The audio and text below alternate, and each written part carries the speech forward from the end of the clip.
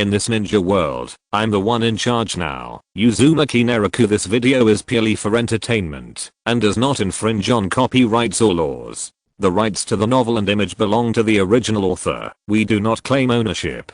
Don't like waiting and want to listen to this fanfic in full now? Subscribe to our Patreon, where you'll find the best fanfics. Chapter 351 Battle with the Eight-Tailed Jinchuriki. On the field, Kakashi and Terumi Mei stood there, looking at each other from a distance with Raikage and Kiribi. The fourth Raikage, the Eight-Tailed Jinchuriki. Just when Raikage recognized her identity, Terumi Mei also recognized their identities, and her face gradually became solemn.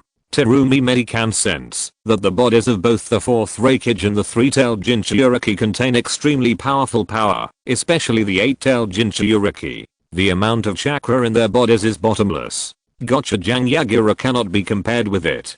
Terumi Mei's perception was not wrong. Among the nine-tailed beasts, if the nine-tails is the undisputed number one, then the eight-tails is second only to the nine-tails, both in terms of chakra amount and combat power. The eight-tails are far ahead of the other tailed beasts. The three-tails are completely incomparable to the eight-tails. The fourth Raikage. Let's have a shadow showdown. After a brief thought, Terumi Mei found an opponent for herself, and that was the fourth Raikage. Her eyes fell on the strong one-armed man in front of her. Terumi Mei cheered up. She would not look down on him, just because he was missing an arm. Among the information secretly sent to him by Tsunade, there were records about the strength of the fourth Raikage. It was clearly recorded that the Raikage was the strongest in the Kumo Ninja village, and even the eight-tailed Jinchuriki was no match for the Raikage. Water escape. Kyomi's technique. Suddenly, Terumi Mei raised her hands and began to form seals quickly. She completed the seals in less than a second, then let out a low drink, and then spit out a thick mist from her mouth.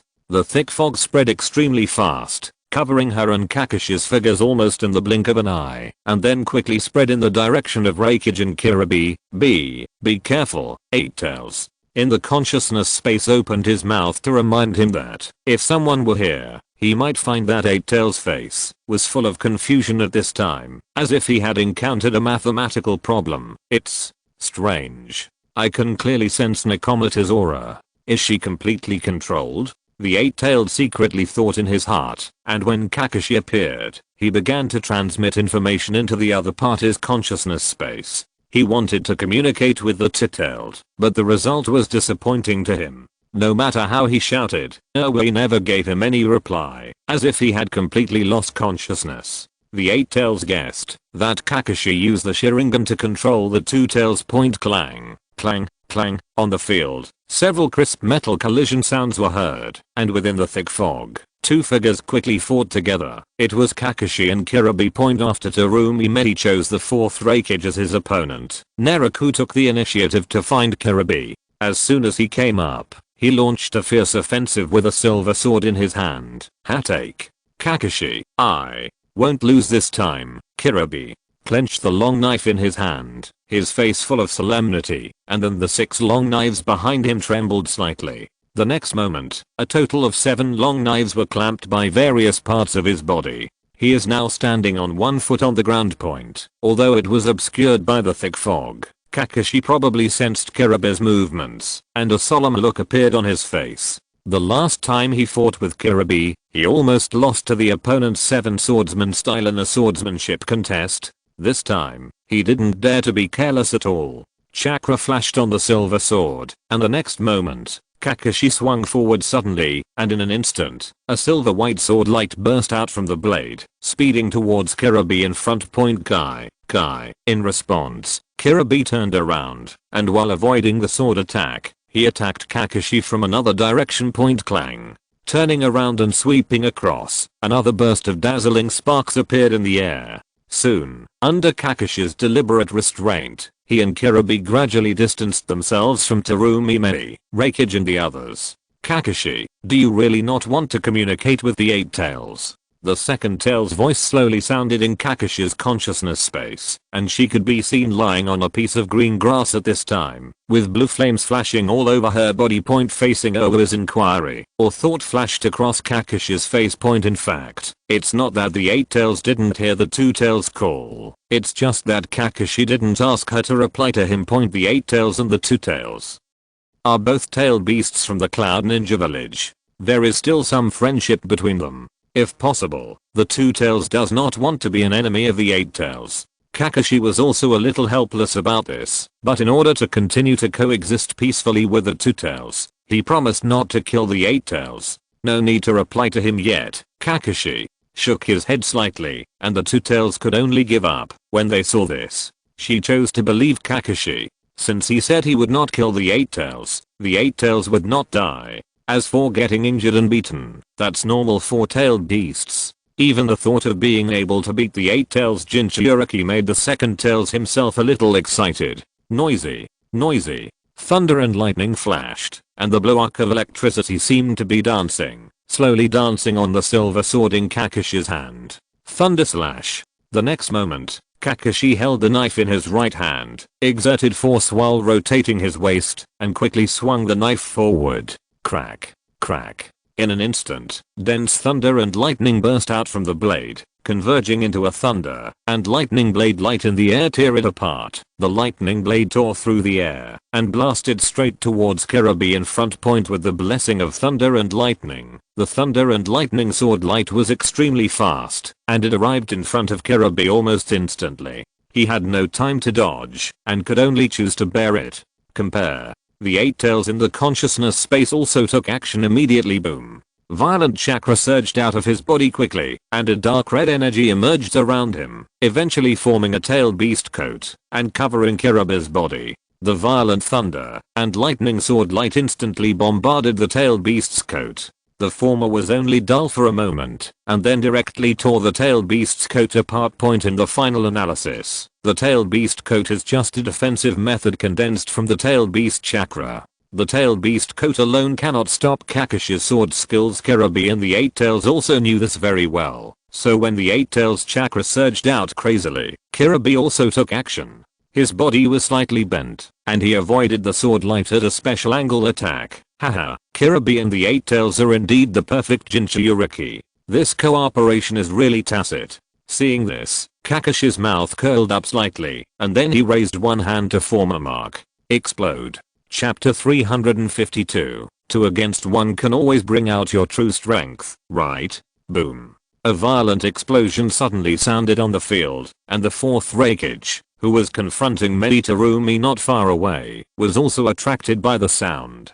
Compare. Reikage secretly thought in his heart, and a look of worry appeared on his face. He knew very well that Kirabe's strength was not as good as Kakishi's, and now he was being held back by Meditarumi. Although Tarumi Medi is not as strong as him as both a cage level powerhouse, it is unrealistic for him to defeat him in a short time. The Reikage had a hunch in his heart that with Kakishi's current strength, he would most likely defeat Kirabe before he could defeat Meditarumi. By then, he, who was not as strong as Kakashi, would be almost 1 against 2. There is no chance of winning.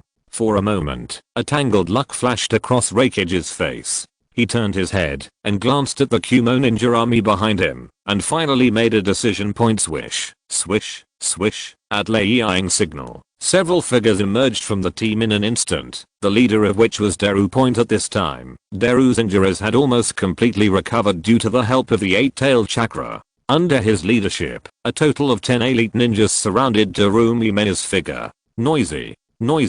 The fourth Reikage's body flashed with blue light, and his whole body turned into a blue shadow, and ran wildly into the distance.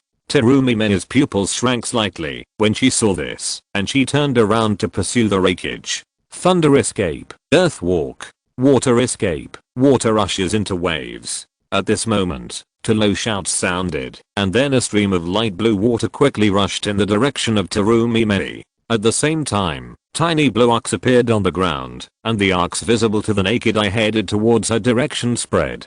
Terumi Mei frowned slightly at this point. Boom. The next moment, violent chakra burst out from her body, and her figure dodged the impact of the water flow, and when she appeared, she had already arrived in front of a Jounin. Thunder. Release. Black spot chap. Just as Terumi was about to attack this man, Deru let out a loud shout, and then saw violent black thunder and lightning bursting out from his body, eventually converging into a Black Panther crack. Crack. Waves of thunder and lightning roared on the field, tear it apart. The next moment, under Deru's control, the Black Panther jumped high, like a beast, and pounds towards Terumi Mei. Melting escape. The art of melting monsters. Terumi Mei, who was well prepared, opened his mouth and spat out a ball of crimson acid. The crimson acid poured out of Terumi Mei's mouth very quickly, covering his body in a short while, and then continued to spread towards the surroundings. Boom. The Black Panther rushed straight into the red acid liquid, and almost instantly, with a snort, it turned into a burst of white mist and dissipated. Although Deru's Black Thunder escape is very powerful, it is still not impressive compared to the red acid liquid that can corrode even Susanoo in the original work point. After defeating the Black Panther, the red acid suddenly burst out and began to spin like a vortex. The next moment, the acid splashed around like water droplets. Water. Escape. Water formation wall. Earth. Escape. Earth formation wall. Boom. Wow. The earthy yellow wall rose rapidly from the ground, and the light blue water flowed quickly, eventually forming a water wall and an earth wall. Boom. Laugh. The red acid bombarded the two walls.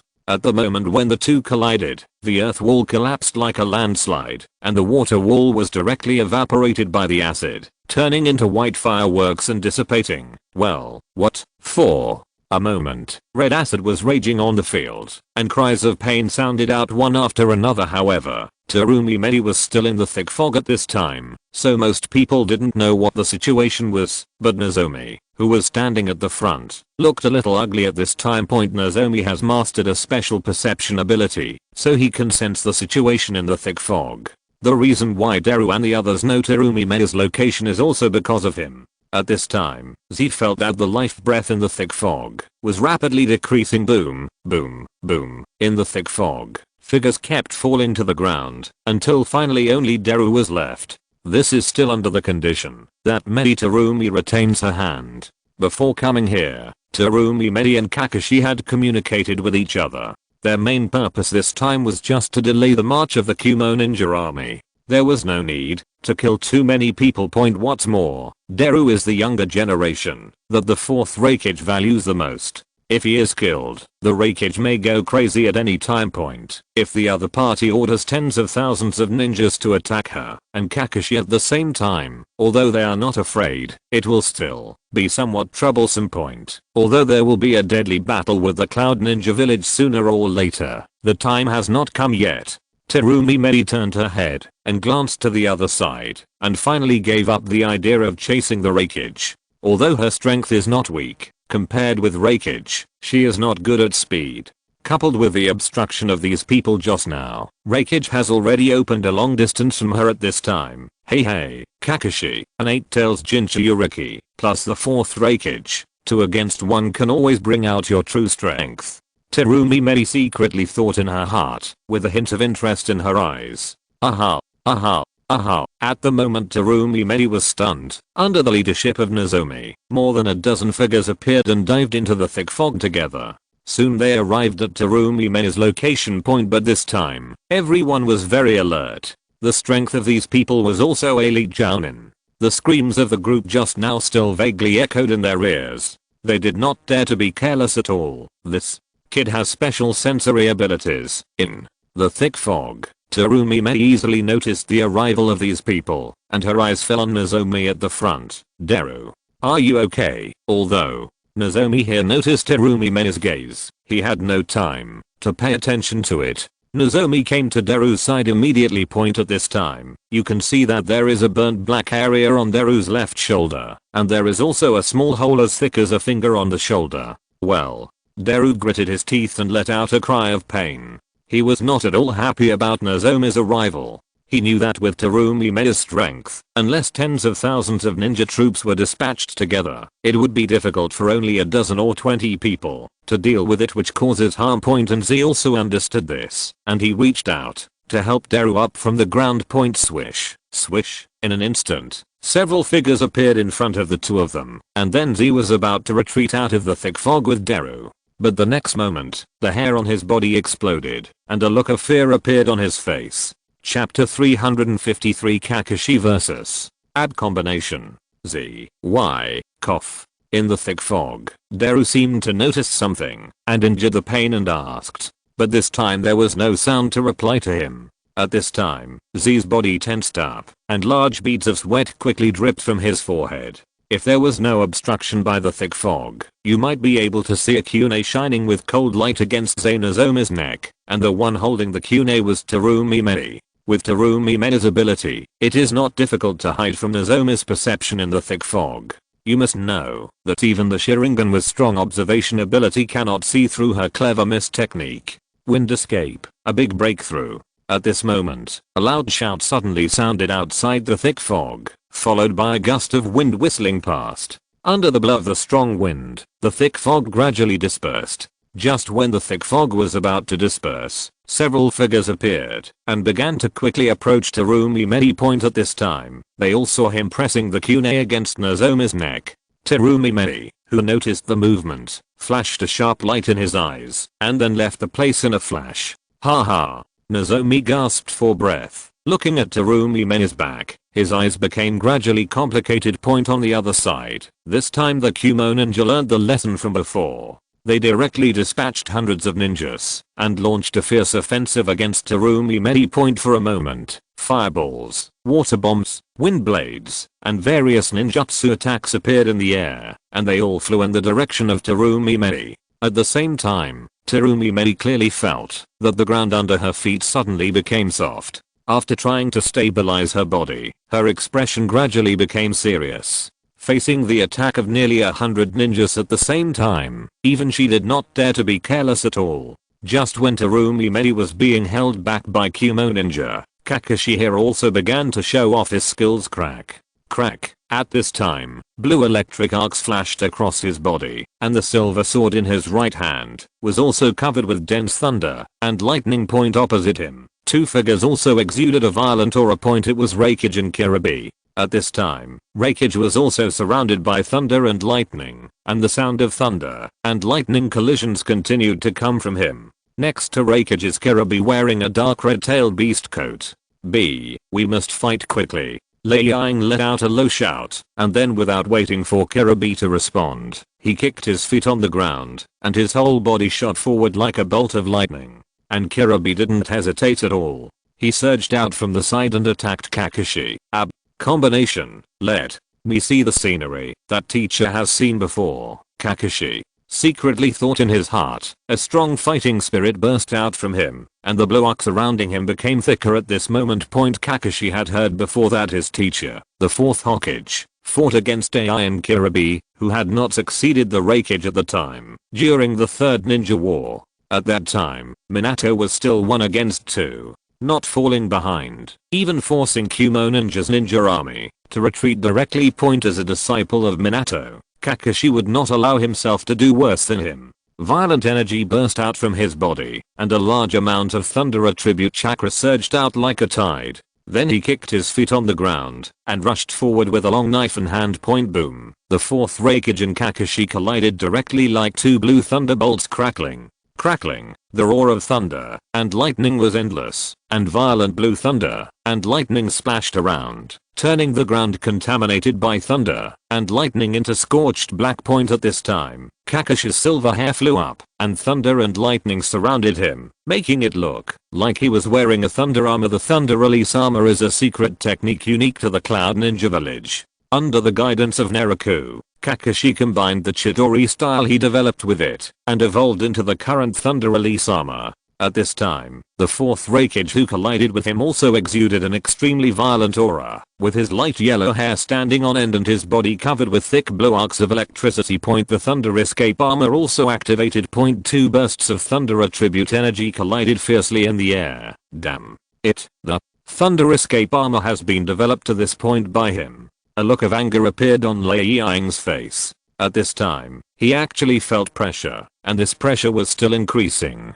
Reikage couldn't believe it. You must know that even in the Cloud Ninja village, not everyone can master the thunder armor. So far, only their clan can truly master the thunder armor. As for Kakashi, he not only mastered the thunder armor, but his mastery level even surpassed him. You must know that Kakashi's strongest thing is not his thunder ninjutsu, but his sword skills. Reikage's face was solemn. He knew that this battle with Kakashi might be the last one.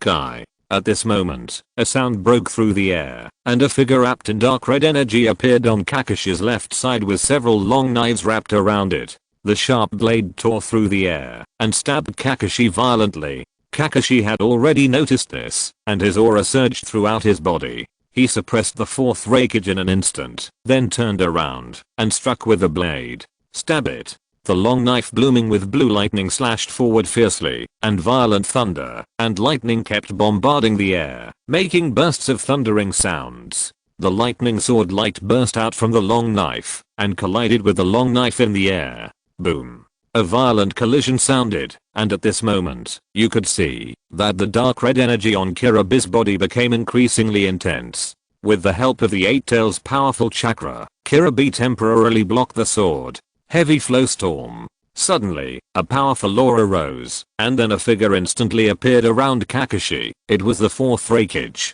At this moment, he bent his arm, pointed his elbow at Kakashi's body, and rushed straight towards him. Kakashi also noticed the abnormality at this time. Just when he was about to react, Kirabi on the opposite side suddenly began to exert force, and dark red energy surged out of his body crazily like a wave. Then he used the 7 long swords on his body to attack Kakashi from all directions. Boom. After a loud noise, a blue figure quickly flew backwards. It wasn't until dozens of meters later that he stabilized his figure. It was Kakashi. Under the double attack of Reikage and Kirabi, he was hit by Reikage's elbow. These two people really have a tacit understanding of their cooperation. A chapter like chapter 354 seems to be resolved quickly. On the field, swish, swish, two figures, one blue and one red, crossed and approached Kakashi quickly. They were the fourth Reikage and Kirabi. Take advantage of your illness to kill you.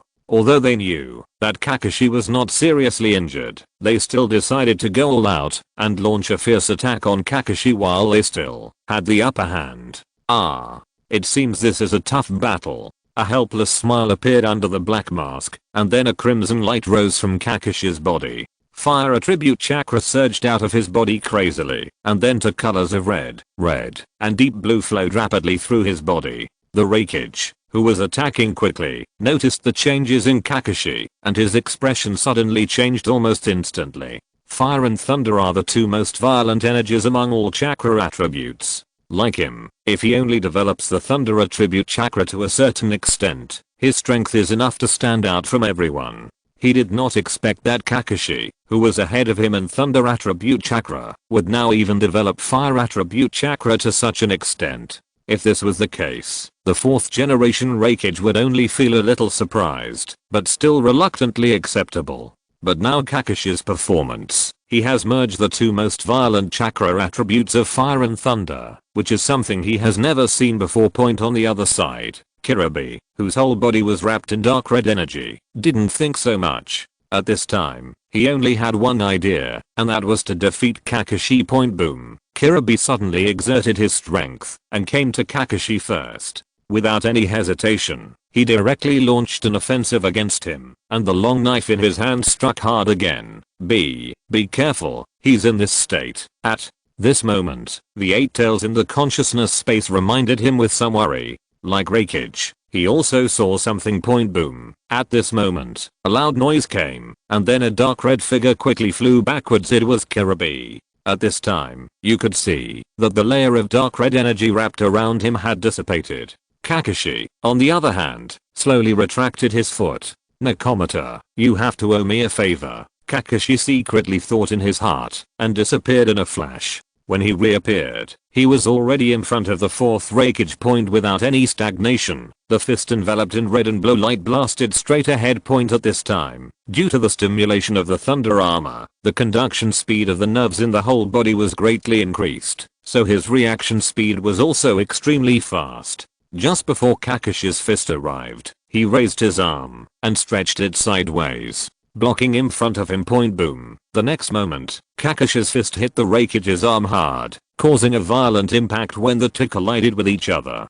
Click, click. In just an instant, the fourth Raikage felt as if his arm was about to break, and he almost lost consciousness at the moment of the collision. Point boom. The next moment, a huge force was transmitted to him, causing his body to fly backwards like a kite with its string broken. Point at this time, Kakashi stood there and sensed his current state. Didn't he expect that you really got it right, Naraku? Then he shook his head and smiled bitterly. In fact, this combination of fire and thunder chakra was not the first time he had used it. He also used this state the last time he fought Orochimaru. It's just that at that time, he only transferred the power of fire and thunder to the sword technique, and then released it in the form of sword technique. But later Naraku told him that he could try adding this energy to his physical attacks. Kakashi himself didn't take it seriously. If he hadn't promised that the two tails couldn't kill the eight tails, he wouldn't have thought of using taijutsu to attack just now. Point after all, although his physical skills are good, they are still far behind Naraku, K and others. The former is due to his powerful whirlpool physique, while the latter is due to the sweat that ordinary people can't match. Therefore, even if his physical skills are not as good as this, Kakashi can accept it. However, in this state, Kakashi feels that his physical skills may not necessarily be weaker than the two of them. In this case, it seems that a quick decision is needed. Kakashi raised his head, surrounded by red and blue light. Compared with the pure explosion of thunder attribute chakra, the aura on his body seemed much more stable at this time. Looking forward, the fourth Raikage had gathered with Kirby again. It can be seen that the entire right arm of the Raikage is covered with dark red energy, which is the chakra of the eight tails. If it were not for the help of the tailed beast chakra, the fourth generation Raikage cage level at this time, perhaps only half of the strength can be exerted. Even now, his arm still aches. At this time, whether it was Kirby or Raikage, their eyes showed a hint of fear when they fell on Kakashi. Even if they were unwilling to admit it in their hearts, Kakashi's strength was indeed far beyond him at this time. Seeing Kakashi's eyes falling on them, Raikage gritted his teeth and moved his right arm twice with pain, and then violent thunder attribute chakra burst out from his body again.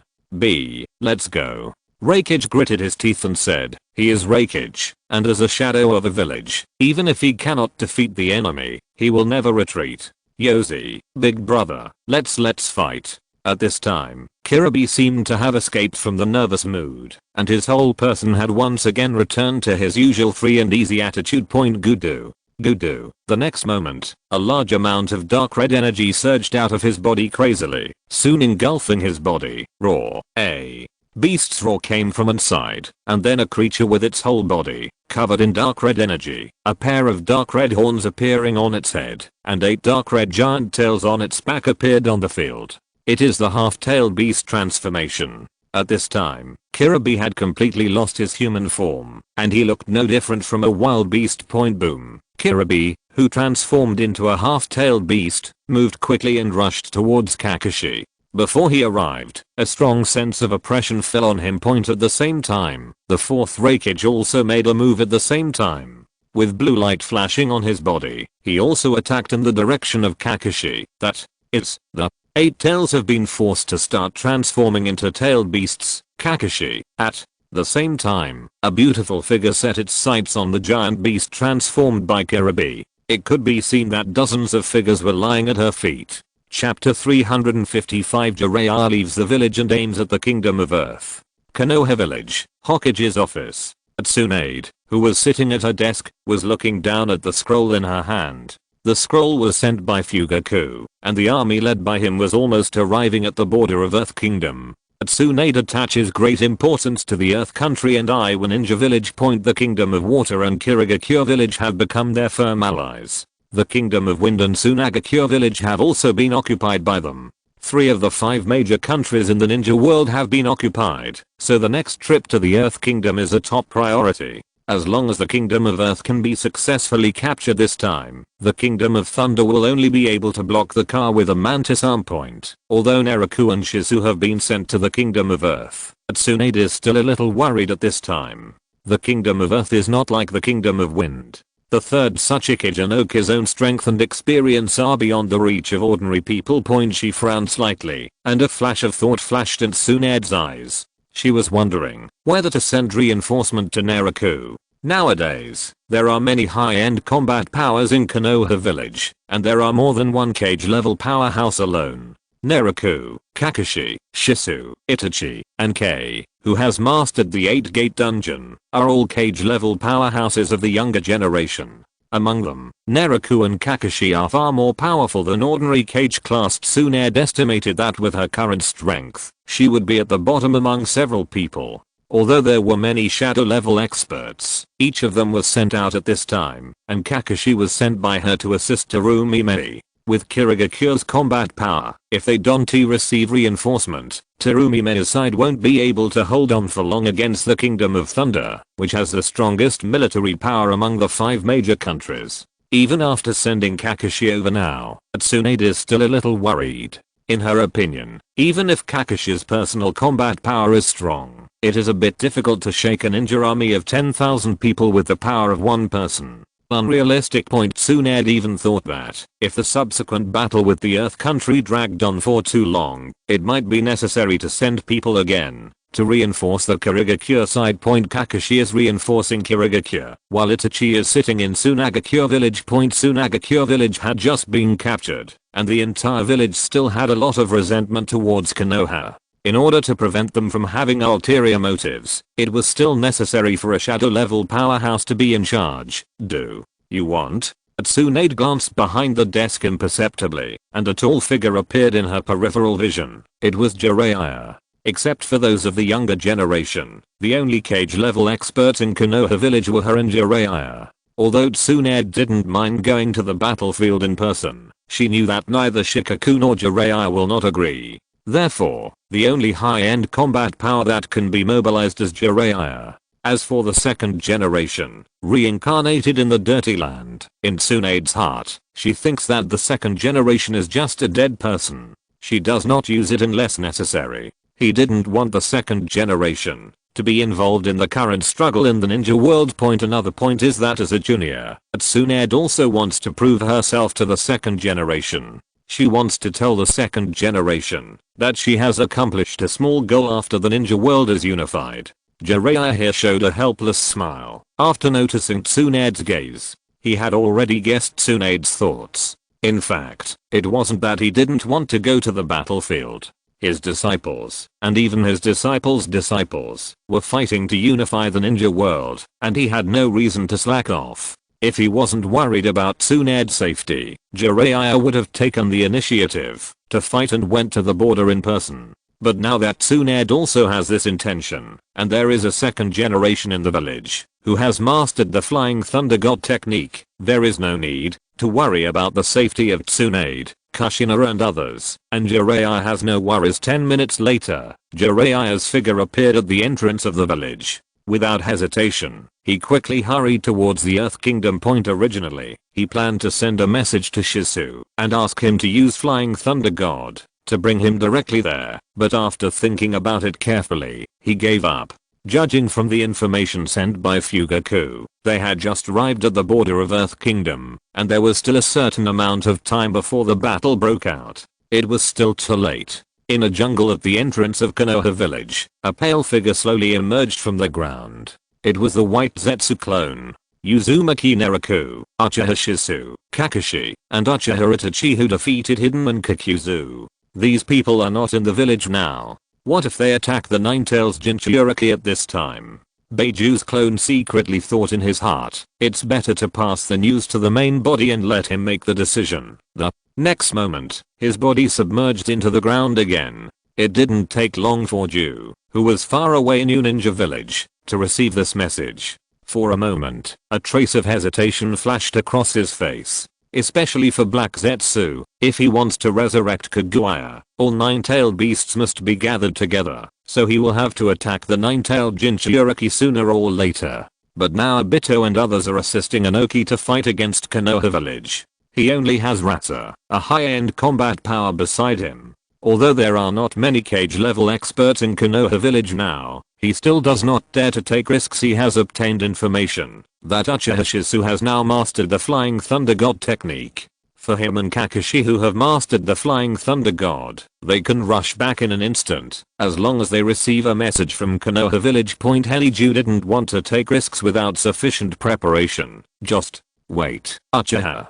Obito, let me see how far you can go. Heliju secretly thought in his heart. Although Obito's various changes now exceeded his expectations and even disrupted his original plan, he was even a little worried. After all, Obito is so powerful now that almost no one in the entire ninja world can suppress him. Originally, he planned to let Nagato restrain Obito, but he didn't expect that the other party would be defeated so easily by Uzumaki Naraku. The reason why he wanted to take the Rinnegan away from Nagato was because he was worried that the eyes would fall into the hands of the Leaf Village. Just after he captured the Rinnegan, good news reached his ears. Obito absorbed the 7 tails and became a Jinchuriki. Through this news, Black Zetsu instantly realized Obito's thoughts. He wanted to replace the heretic golem and directly seal all the tailed beasts in his body. If he were an ordinary person, he would be seeking death if he dared to use this method. But Obito is different. Now his physique has been completely improved. With Uchiha and Thousand Hands, his body cannot seal all the tailed beasts. Black Zetsu feels that there should be no problem with 4 or 5 tailed beasts. Chapter 356. Transaction. A body that can control the Samurai. From Black Zetsu's point of view, Obito's current absorption of tailed beasts is just to provide nutrients for the heretic demons. In his plan, after the deal with Orochimaru is completed, he will use the Samurai to summon the heretic demon back. At that time, the plan will be truly implemented. A strange figure appeared at the border of the land of fire. He has light blue-purple hair color, a bun hairstyle, a light blue paper flower on the right side of his head, and a black windbreaker with a white-edged red cloud pattern on his upper body. The visitor is from Ninja Village. Zionin rushed over. In order not to be discovered by the guards, Zionin did not stay too long at the border. When the guards were not paying attention, she sneaked into the Kingdom of Fire in a flash.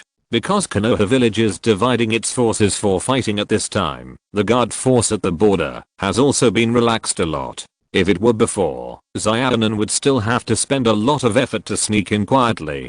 Konan, who had sneaked into the Country of Fire, rushed straight towards the Leaf Village. You could see that her face was solemn at this time, and her eyes were full of worry. Just as Nagato cares about her, she also cares about Nagato. The friendship between the two has long surpassed everything. Not long after she left here, Jiraiya's figure appeared at the border. After just a short rest, he crossed the border and rushed towards the Earth Kingdom, Konoha village, the home of the Senju clan. Uzumaki Nagato, you can control those eyes just by relying on the blood of the Uzumaki clan. The second generation standing on a roof secretly thought in his heart. Following his gaze, he could see a red-haired figure. It was Nagato. You could see that his eyes were covered by a layer of white gauze at this time. He was sitting on a lawn, thinking about something. Naraku didn't hide Nagato's identity and confessed directly to Tsunade. Kushina and others. The second generation also learned the identity of Nagato from Tsunade. The second generation was very curious about the eyes of the legendary immortal of 6 paths, but now that the other person's Samurai had been taken away, he also felt a little regretful that he could no longer see the immortal's grace. After simply observing Nagato for a while, the second generation left here in a flashpoint. Just after the second generation left, Nagato, who was sitting on the grass, breathed a sigh of relief. Even Nagato felt a little uncomfortable being watched by such a strong man as a second generation. Although he has lost his Samurai now, he can still use some of the Uzumaki clan's own abilities, including the Kaguya hard sai that Naraku just taught him. With Nagato's talent, he quickly mastered this powerful sensory ninjutsu. Although he can't see with his eyes, he can still perceive things around him. Originally, Nagato was very wary of Naraku, Kushina and others. After all, they were outright enemies not long ago. Even if Naraku saved him, he could not change his attitude for a while. But later, because of Jiraiya's appearance, Nagato gradually let down his guard. Although Nagato committed the act of killing his master in the original work, fortunately, he was woken up in advance now, and the things he learned from Ju's mouth also made Nagato realize his mistake. Now he also knows that Konoha village wants to unify the ninja world and bring permanent peace to the ninja world, and Nagato supports this. Peace. No one does not want peace. After he was convinced by Jiraiya, Nagato only thought about it for a moment before summoning Konan. Although the truth is a bit cruel, Nagato has no intention of hiding it from Konan. Now that he has lost his samurai, his strength has plummeted, and it is no longer possible for him to return to the Akatsuki organization. As for Xiaonan alone, although her strength is not weak, there is still a big gap compared with a strong person like Obito. So for Konan's safety, Nagato must call her back. Nagato believed that, after receiving his summons, Xiaonan would rush towards Konoha village non-stop. Goodbye, Akatsuki organization. In a secret location near Urin village, under the ground, you can see that it has been built into laboratories. Two familiar figures were conducting secret experiments inside. The one with long white hair, pale pupils, and 2 dots of red cinnabar on his forehead was Orochimaru, and the other person was Kabuto wearing glasses. In addition to the two of them, there is another figure in the center of the laboratory, but this figure is contained in a huge container. If you look carefully, you will find that the figure in the container is very similar to Beiju's clone, except that the container is full of green liquid at this time, making it difficult to see clearly. In addition to the green liquid, Kabuto was constantly adding different potions into it. Haha, the guy who can control the body of the samurai is really ambitious. Looking at the white Zetsu clone inside the container, the corners of Orochimaru's mouth raised slightly, revealing a sneer. This is what he never traded with. He must create a body that can control the reincarnation eye, and what he wants is a method to obtain the reincarnation eye point. Although Orochimaru had some doubts as to why Zetsu knew about the method of evolving the Byakugan, he didn't mind making a body for it, as long as it could enhance the power of the Byakugan. After all, it was not a difficult task for him. In his opinion, since Nagato, who has the physique of the Uzumaki clan, can control the Rinnegan, he can also create a body that is no less powerful than Nagato. But one thing is that he does not guarantee the timeliness of this body point. Although Orochimaru didn't know much about the Rinnegan, he knew that the Rinnegan was very powerful, and he couldn't guarantee how long the body he created could control the Rinnegan. But this is enough. Orochimaru believes that he will definitely be satisfied with this body. With this thought in his mind, Orochimaru picked up a syringe and drew out a tube of red blood from his body. Then at his signal, Kabuto poured the blood in the syringe into a container. In addition to the blood of his own Kaguya clan, Orochimaru also prepared the blood of the Hyuga clan, Uchiha and Uzumaki clan. Although blood alone is not enough to bring out the power of the blood of these tribes, it still has some effect. Since the samurai is the eye of the Six Paths Sage, Orochimaru guessed that it has some compatibility with the bloodlines of these races. Kindness? Can't wait now? Suddenly, Orochimaru seemed to sense something and frowned slightly. Then he raised his head and looked upward, where there was half a body protruding from the soil. Chapter 357. No matter right or wrong, I will continue. Master Orochimaru, have no idea. In the laboratory, just when the white Zetsu clone was about to say something, a grey giant python suddenly appeared, and its huge body directly entangled his body, and then the giant python directly swallowed the Beiju clone into its stomach. Kabuto in the laboratory was not surprised by this scene. In fact, both he and Orochimaru hated being interrupted in experiments. Even if the other party is Orochimaru's temporary partner. After finishing off the white Zetsu clone, Orochimaru waved his right arm slightly, and in an instant, a dozen bone snakes slipped from his sleeves and scattered towards the surroundings of the laboratory. Then he and Kabuto continued the experiment. When Zetsu, who was far away in the Rain Ninja village, learned that Orochimaru had actually killed the white Zetsu clone, he sent. A cold light flashed across his face. As for Orochimaru, Zetsu is well aware of the opponent's ambitions, but now the opponent still has some value. As for Black Zetsu, in his opinion, Orochimaru is nothing. Even if the opponent really gets the reincarnation eye, it will be nothing good. Care point as long as he resurrects his mother, Otsutsuki Kaguya, then neither Orochimaru nor Uzumaki Naraku, not even Senju Hashirama, who is known as the god of ninja, will be ignored by Black Zetsu. Just be patient, we can meet soon, Mom. Outside the border of the Kingdom of Earth, within the Kingdom of Stone, Lotus-sama, we have received news that the ninja army led by Uchiha Fugaku and Hyuga Hisashi are approaching the border of Stone Kingdom. Do we want to do this? In a camp, a middle-aged ninja was kneeling on one knee and reporting something to Huang 2.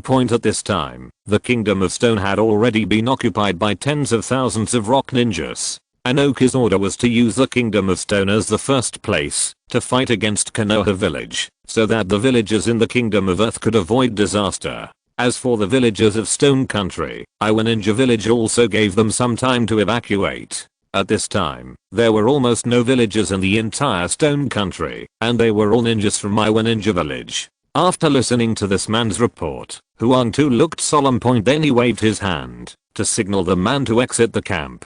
At this time, he was the only one left in the camp. 5 minutes later, several people came to the camp again. These people were the leaders of this team, and they were all elite jonin. Among them, the four-tailed Jinchuriki Laozi was also among them. After they came in, Huang 2 handed a scroll in his hand to everyone. Stand still for now, reinforcement. Everyone frowned after reading the content recorded on the scroll. What was recorded on it was the information and orders delivered to them by Anoki. The message was that there would be a support army as a vanguard force to fight against the Konohagakure army, and the order was for them to stand still and wait for the opportunity to take action. Although everyone was very curious about this support force, due to Anoki's prestige, they did not ask any more questions and chose to carry out the order. Soon everyone left, until finally, only Huang 2 and Laozi were left in the camp. It's just that the two of them don't look good. Normally, one of them is the son of a contemporary Tsuchikage, and the other is a Jinchuriki who has fought for the village several times, so they know more than the average person. But even they don't know who this support army is. However, it was precisely because of such mysterious reinforcement that the two of them thought of mysterious organization, a force that had cooperated with the Iwa Ninja Village many times. Akatsuki organization in a secret cave near the border of Earth Kingdom. Despair.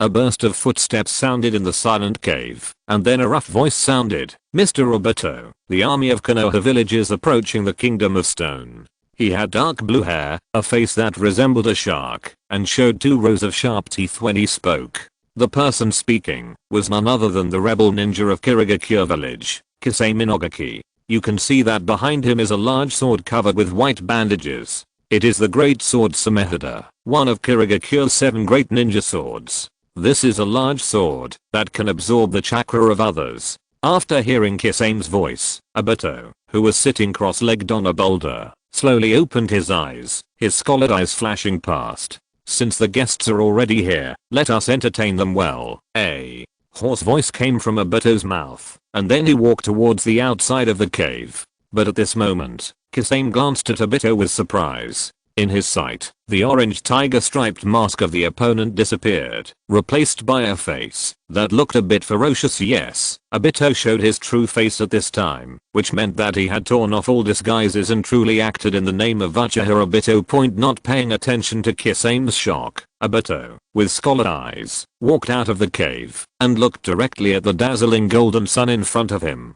Right or wrong, I will continue. Obito's eyes trembled as he secretly thought in his heart, and then a powerful life force burst out instantly. This is? Before he could walk out of the cave, Kisei exclaimed. His body suddenly became elusive, and a spatial vortex appeared around him visible to the naked eye. Then a strong suction force came from the vortex. The next moment his body disappeared.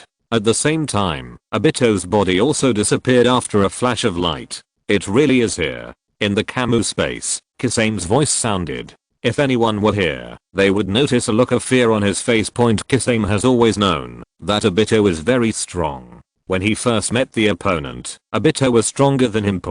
But at that time, Kisame felt that the gap between them was not too huge. He even thought that, if it weren't for Obito's mastery of the weird space and time ninjutsu, the strength of the two might be about the same. But now Kisame no longer dares to have such thoughts. Even though he has not seen Obito fight with others, he can still sense that Obito's strength now far exceeds that of ordinary cage level experts.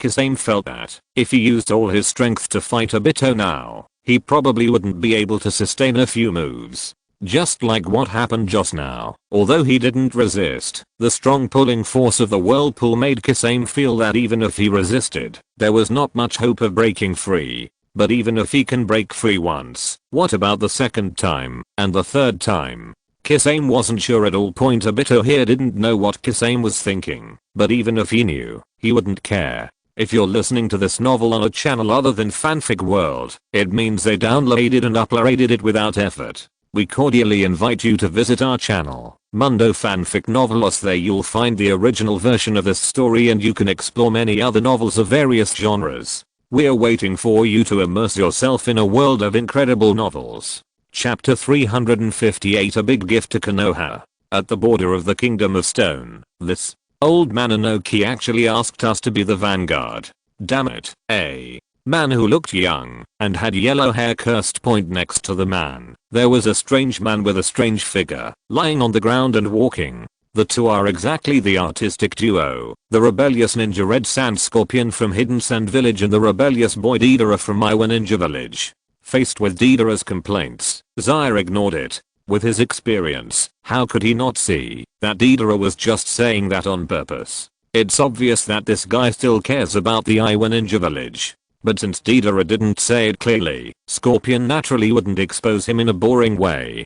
Konoha Village, Z murmured in his heart. Not long ago, he also heard the news that Tsunagakure Village was captured by Konoha Village, but maybe it was because his body had been transformed into a puppet, or maybe because he had completely separated himself from the others. Tsunagakure Village draws a clear line. After he heard the news that Tsunagakure Village had been captured, he didn't feel any unusual emotions, neither anger nor hatred. On the contrary, he even felt a little relief. Scorpion, who was hiding inside Feliuhu, shook his head slightly, his eyes a little complicated. Although he didn't have any hatred towards Konoha Village in his heart, he felt that he still had to do something. After all, his parents died at the hands of the ninjas of Konoha Village, and now the village where he grew up has been captured by Konoha Village. Perhaps my sad life is a gift from Konoha Village.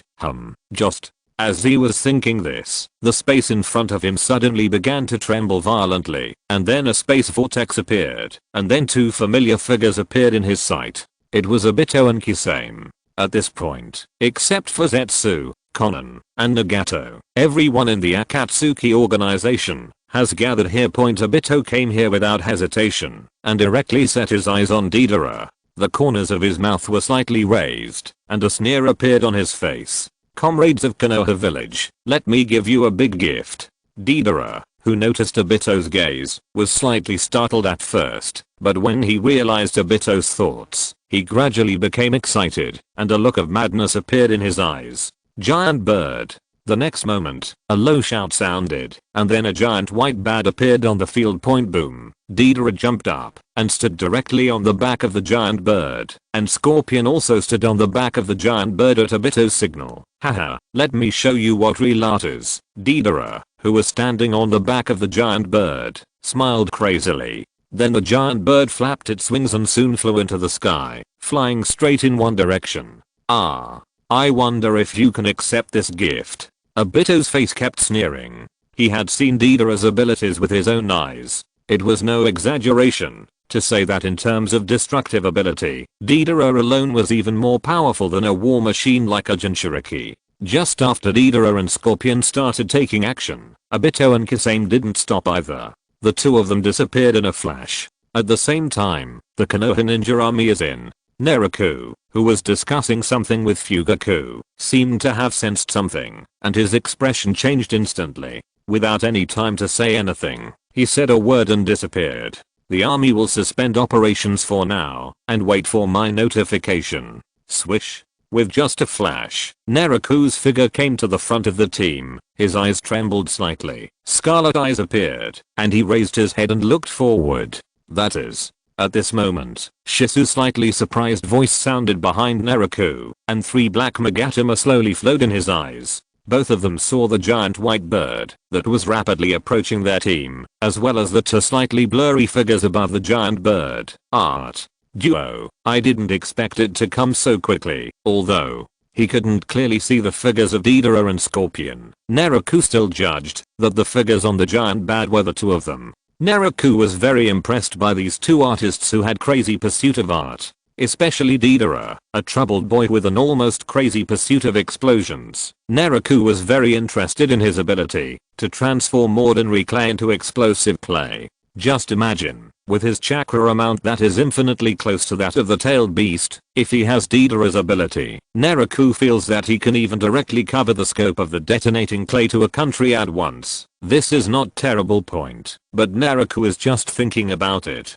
He can study this ability carefully when he has time in the future, but now is not the time point. Naraku turned his head and glanced at the Konoha ninja army behind him, and his expression gradually became serious. Uchiha. Obito, this is really a good gift. A sneer appeared at the corner of Naraku's mouth. Knowing Deidara's abilities very well, he naturally knew what Deidara wanted to do. It is no exaggeration to say that if their team of 10,000 people did not have a shadow level powerhouse in charge, Deidara alone could even directly cause the loss of most of their team.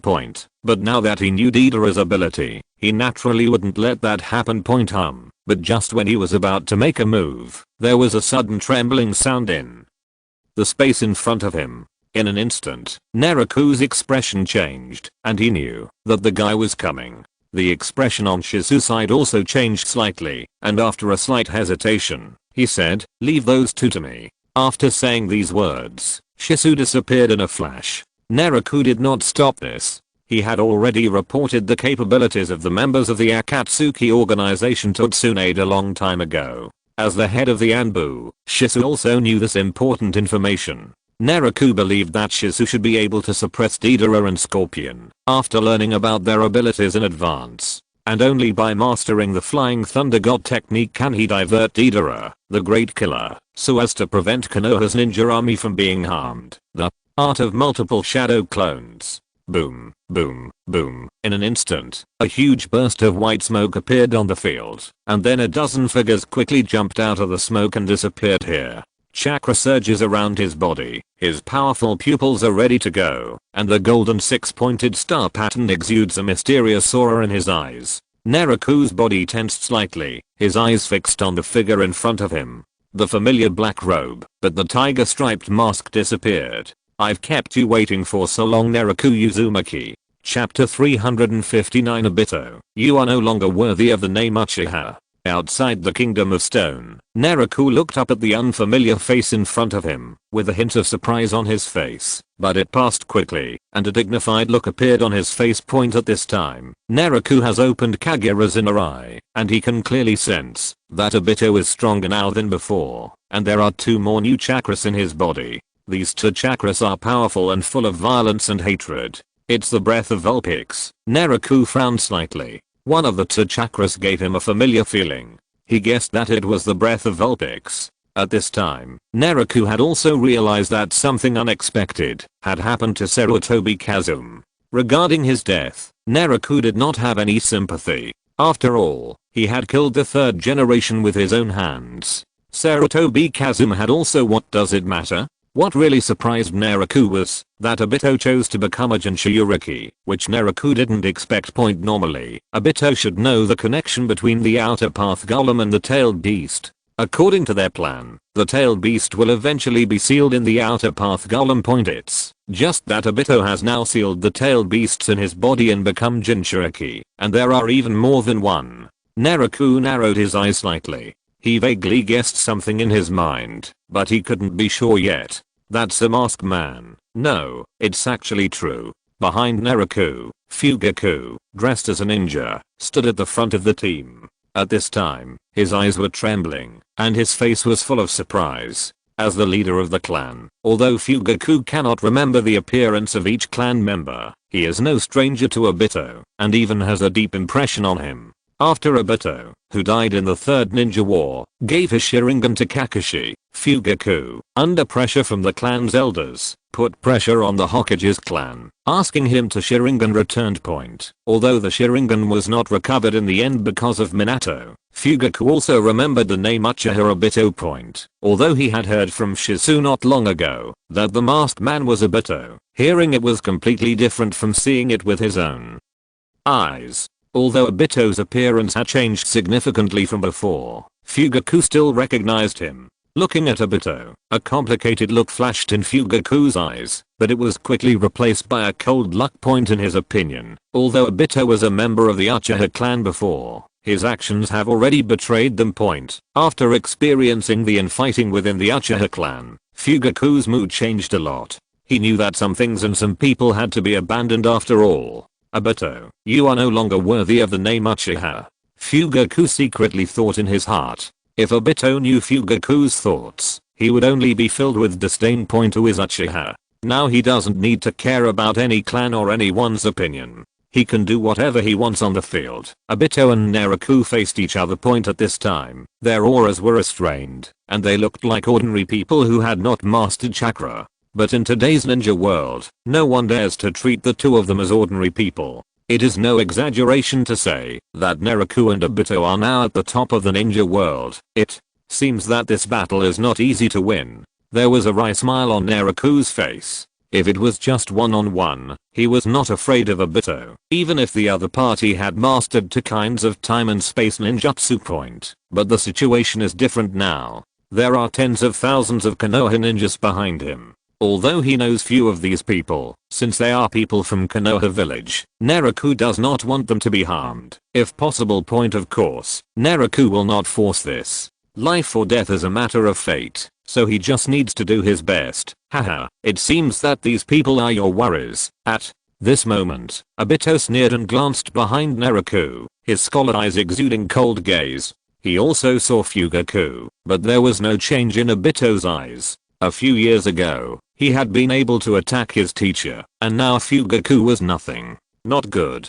Suddenly, Naraku secretly thought to himself, and then the pupil power in his left eye exploded instantly. Black flame thunder. A cluster of extremely dark black flames instantly appeared on Obito's body. It can be seen that there are dense black thunder and lightning inside the black flames. The response is really fast. Obito smiled helplessly, and then saw his right eye trembling slightly, and then a space vortex appeared. In just an instant, the space vortex directly enveloped the cluster of black flames, and then the flames directly submerged into the vortex. At this time, Naraku was secretly relieved when he saw this, but also felt a little scared. If he hadn't reacted quickly enough and taken action in advance, Fugaku, who was standing not far behind him, might have been hit. Naraku's face became more and more solemn. Time and space ninjutsu was indeed too difficult, especially for Obito who had mastered the dual Kamu and another time and space ninjutsu at this time. Naraku didn't dare to be careless at all. He raised his hands and quickly formed a seal, and then a low shout came from his mouth. Would escape, the flower and tree world is born. Boom. Boom.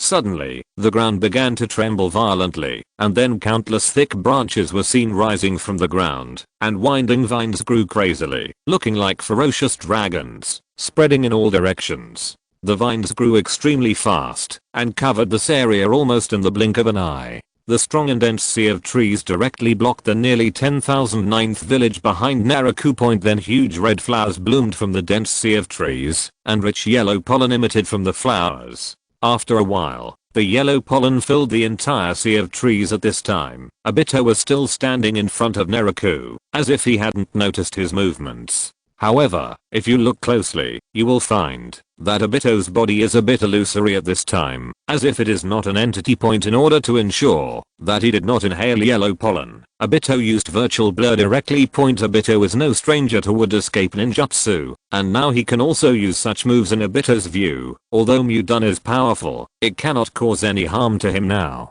With his dual divine power, he can almost always be invincible, no matter who he fights with. What's more, now he has mastered Zuosuke's time and space ninjutsu. Even with the powerful Uzumaki Naraku, Obito didn't have the slightest fear at this time. Four-Red Sun formation. At this moment, a fiery red light suddenly rose outside the sea of trees. Chapter 360 Upgraded version of Four-Red Sun formation. This is Obito, who was standing on a thick vine, noticed the fiery red light just when he was confused. This fiery red light had spread to the top of his head. Looking around, Obito discovered that this area was surrounded by a fiery red barrier. Red Sun formation. Obito murmured softly, with a look of disdain on his face. You are really ignorant. How can this kind of barrier restrain me? Powerful. Power burst out from Obito, and he was ready to transfer himself out directly. But the next moment, his expression suddenly changed, revealing a look of disbelief. How can this be? An exclamation came from Obito's mouth. Nothing is impossible. Naraku's voice rang in his ears at this moment. Even the time and space ninjutsu is not invincible. Naraku, who was standing in front of Obito, looked at him with a half smile, his scarlet eyes full of coldness. But this time outside the barrier, the four shadow clones stood at the four corners of the barrier. A large amount of chakra poured out of the shadow clones and spread quickly towards the barrier. Although the Four-Red Sun formation at this time looks no different from before, if you look closely, you will find that compared with before, there is an invisible flow of air above the glass-like fiery red barrier. It was precisely because of the existence of this layer of airflow that Obito's time and space ninjutsu could not be successfully released. At this time, Naraku had to admit that the second Hokage was really a genius. This airflow was researched by the second generation. It uses a large amount of chakra to drive the airflow, and then forms a sealed space through squeezing. In this way, the Four-Red Sun formation that could not block the time and space ninjutsu was upgraded. Although using the shadow clone to maintain the upgraded Four-Red Sun formation consumes a lot of chakra from Naraku, Naraku feels that it is all worth it. The nearly invincible time and space ninjutsu was broken in this way. Naraku originally felt that his ninjutsu talent was already considered a genius, but now compared with the second generation, he can only be regarded as a slightly better ordinary person. According to Erde himself, the reason why he studied the upgraded Four-Red Sun formation was to restrain his flying thunder god technique. To this, Naraku could only say, sure enough, ruthless people don't leave any escape route for themselves. Within the Kingdom of Thunder, boom, a violent explosion sounded, and from a distance, a mushroom cloud over 100 meters was seen rising in the distance. Despite the distance, everyone in Yun Ninja Village still felt a wave of heat coming towards their faces at this time. Their eyes were all focused on the handsome figure in front of them. The figure wrapped in red and blue energy is none other than Kakashi. At this time, he was standing on a huge creature. It has a huge body, with 8 huge octopus-like tails drooping around its body. Its upper body looks like a giant cow, but one of its horns seems to be broken, missing a section. It's the 8-tailed ox ghost. It's just that he looks a little weak at this time. There are many burnt black spots on his huge body, and there is even white mist pouring out from his mouth. Right next to the 8 tails, there was also an extremely embarrassed one-armed figure, the 4th Raikage. In a similar situation to the 8 tails, Raikage's body also had many burnt spots. Although his body had not fallen down yet, it could be seen from his slightly trembling body that he was only at the end of his strength. Ha.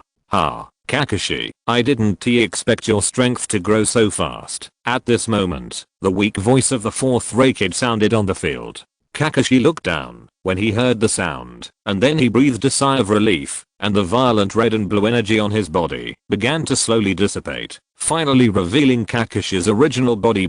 Without the energy shield, you can see that the clothes on his body are broken in many places, especially on his left arm, where most of the sleeves have disappeared. It can be seen from this that, although Kakashi won this 1 versus 2 battle, it was not easy. In fact, Kakashi knew very well that, if it weren't for the chakra replenishment of the 2 tails in his body and the strong recovery ability of the tailed beast chakra, it would be almost impossible for him to defeat Raikage and Kirabi at the same time. Even though his sword skills have powerful attack power, his lack of chakra is still his shortcoming. At this time, Kakashi also realized one thing, that is, he became more and more dependent on the second tail. But the next moment, Kakashi shook his head slightly. This kind of thing was not something that should be considered now. How to deal with the tens of thousands of ninja troops in Yun Ninja Village is the most important thing now. Call out, call out, call out. At this moment, several sounds pierced the air. Kakashi raised his hand slightly and saw several shurikens flashing with blue electric light tearing through the air and speeding towards him. In response, he just dodged the shuriken attack in a flash. Aha, aha, aha. The moment Kakashi's figure left the Eight Tails, a dozen figures appeared beside the Eight Tails in the wreckage. His strength is too strong. I have tried my best. Eight Tails secretly thought in his heart, and then its huge body began to shrink rapidly, and it returned to human form after a while. However, perhaps due to the huge consumption or two serious injuries, Kiribi was still in a coma at this time. Soon two Kumo ninjas appeared, lifted Kiribi up from the ground, and took him away. Kakashi, who saw this scene, did not stop him. After all, he had promised that the two tails could not kill the Eight Tails. In addition, Kiribi had also suffered heavy injuries and lost his fighting ability, so he did not continue to fight against the Eight Tails. His idea of taking action point as for the fourth wreckage, his situation at this time, is not much better than Kiribi. Even if Kakashi, he could take away their two lives at any time, but he did not do so. Although Reikage can die, he must not die now. Of course, if he can succumb to Konoha, he can survive. Swish. At this moment, a figure appeared around Kakashi. He had long brown hair and was dressed as a ninja. It was Meditarumi. It can be seen that the aura on his body is chaotic at this time. Invisible chakra is wandering around him, and a powerful aura emanates from her body. Even when Kakashi was fighting with the ab combination, she was not idle. The figures of nearly Momo lying around were enough to prove her strength. The fifth Mizukage. Just after Terumi appeared, Reikage's eyes suddenly became angry. Compared to Kakashi, who injured him, and Kiribi, his hatred for Terumi was stronger. Chapter 361. Shocked by the Cloud Ninja, the hesitant Reikage. Damn it, this woman. At this time, the fourth Reikage's face was full of anger. You must know that among the 5 great ninja villages, every Jounin is an extremely important fighting force, not to mention the more powerful elite Jounin. Even in Kumo Ninja Village, the number of Jounin was not very large. But now the war has just begun, and his side has lost dozens of powerful Jounin, and even he himself has been defeated. Although Reikage felt extremely angry, more importantly, he felt a sense of powerlessness. Even a ninja of his strength has been defeated, so what if the military power of the Cloud Ninja Village is too strong? Using the advantage of the number of ninjas is completely useless for some high-end combat forces. Not to mention Kakashi, who has mastered the Flying Thunder God technique. Even Terumi, with her strength, can't face tens of thousands of ninjas. In the army, even if you are defeated, you can still escape intact. For a moment, Reikage couldn't imagine what hope his side had of winning. Although there is no news from Iwa Ninja Village yet, Reikage guesses that things will not go smoothly in Iwa Ninja Village. Kakashi here also noticed the change in Reikage's mood, and a smile appeared under the mask. This was exactly the result he wanted. He wanted the Reikage and all the Cloud Ninjas to realize the gap in strength. Just like the Sunagakure village before, they would naturally choose to surrender after losing any hope. What Kakashi has to do now is to completely crush the hopes of the Cloud Ninja Village. However, he knew that compared to the weak Sunagakure village, the hope in the hearts of Cloud Ninja Village, the Kingdom of Thunder with the most powerful military power, would not be easily crushed. Now he has only completed the first step, the fourth Reikage. We will meet again. Kakashi looked at Reikage with only his exposed right eye, and then he disappeared here together with Meditarumi. It's so damned. Looking at Kakashi disappearing, the anger in Reikage's heart became even more intense, and some wounds on his body that had been healed opened again. Lord Reikage, Lord Reikage. Several exclamations were heard, and then a burst of green light flashed. The medical ninja from Cloud Ninja Village stepped forward and began to treat Reikage's injuries. Like the Reikage, most of the ninjas in the Cloud Ninja Village felt extremely angry at this time, but they knew that anger was useless. Anger would only make them lose their minds, and would not avenge them. 10 minutes later, Lei Ying, whose injuries were temporarily stabilized, appeared in a camp, and at the same time, there were more than a dozen figures inside. Reikage-sama, do we want to continue? An older man with short white hair and several ridges on his face spoke to the Reikage. Faced with his inquiry, Reikage remained silent. Not only the Reikage, but also everyone else on the field, was silent. They all know that the next decision will directly affect the life and death of these tens of thousands of ninja troops, as well as the future development of Young Ninja Village. If it continues, it will undoubtedly make everyone prepare to die in battle. Although it sounds a bit cruel, it is the fact. Now that the highest combat power of their Cloud Ninja Village, the 4th Reikage and the 8-tailed Jinchuriki have been defeated, it means that no one in the Cloud Ninja can compete with the enemy's high-end combat power. Even if the enemy can be temporarily suppressed by numerical superiority, it is not enough for them to win the war. No matter how many ninjas there are, they will all be killed one day. Continuing means risking death, but if they don't continue, it means that the Cloud Ninja Village is afraid of Konoha. Tens of thousands of people have been frightened by 2 people, which is even more unacceptable. For a moment, even Reikage didn't he know how to make a decision. As the Reikage, he knew that he could not act on impulse. After all, any decision he made might affect the survival of the entire village. At this moment, Reikage began to hesitate. 10,000 ninja troops were intimidated by 2 people. Haha, it's really ridiculous. From a secret location not far from the Cloud Ninja troops, a laugh came from a pale figure. Beiju's clone showed a touch of human disdain on his face. Originally, he thought that with the strong military power of the Cloud Ninja Village, Kirigakure Village could be defeated quickly, and then Reikage would lead people to support the Iwa Ninja Village, but he did not expect such a result. Just 2 people, Kakashi and Terumi Mei, actually shocked this team of tens of thousands of people. He, the clone of Beiju, who was sneering again and again, sent the news here back to the main body. Then his figure slowly disappeared from the place on the other side. Kakashi and Terumi Mei returned to the border of Kirigakure Village. Terumi Mei looked up at Kakashi beside her, an imperceptible strange color flowing in her eyes. 1 against 2, and successfully defeated each other. Kakashi's strength once again shocked Terumi. But think about it, if there are several geniuses like Kakashi in Kirigakure Village, then as Mizukage, she may make the same plan as Tsunade, to unify the ninja world. The reason why they want to unify the ninja world may not necessarily be because they have strong ambitions and want to control more power.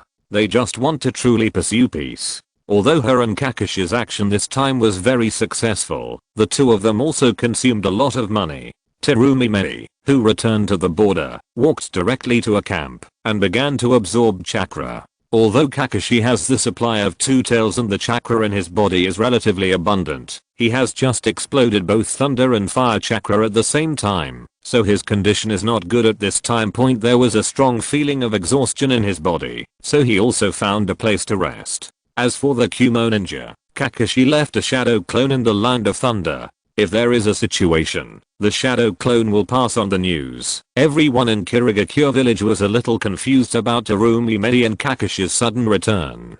Except for a few people, most people didn't know what these 2 people had done. Do you think the army from Young Ninja Village will come again? In front of the border, a chunin in charge of investigation asked his companions on the side. Do not know. His companion is a very dedicated ninja. You can see that his eyes are still scanning the front at this time, and he does not dare to relax, so he only said a perfunctory sentence to his words. When the man saw this, he stopped talking, but there was a hint of fear deep in his eyes, and he felt a little scared.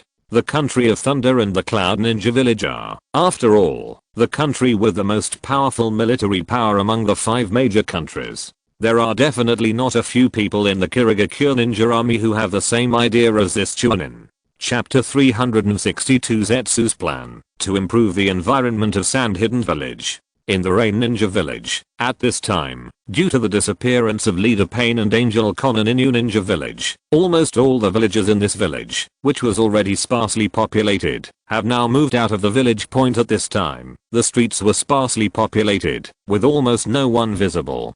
But this situation is just right for Zetsu, and now he regards Ninja Village as his base. in the center of the village, in an abandoned building, made of concrete and steel bars. This was originally where Pain was stationed, but now it has a new tenant. Both the Raikage and the Eight Tails Jinchuriki were defeated by Kakashi, and the Kumonin ninja army stayed where they were. Haha, this is not good news. A laugh came from Ju's mouth, and you could tell by the sound that it was Beiju who spoke.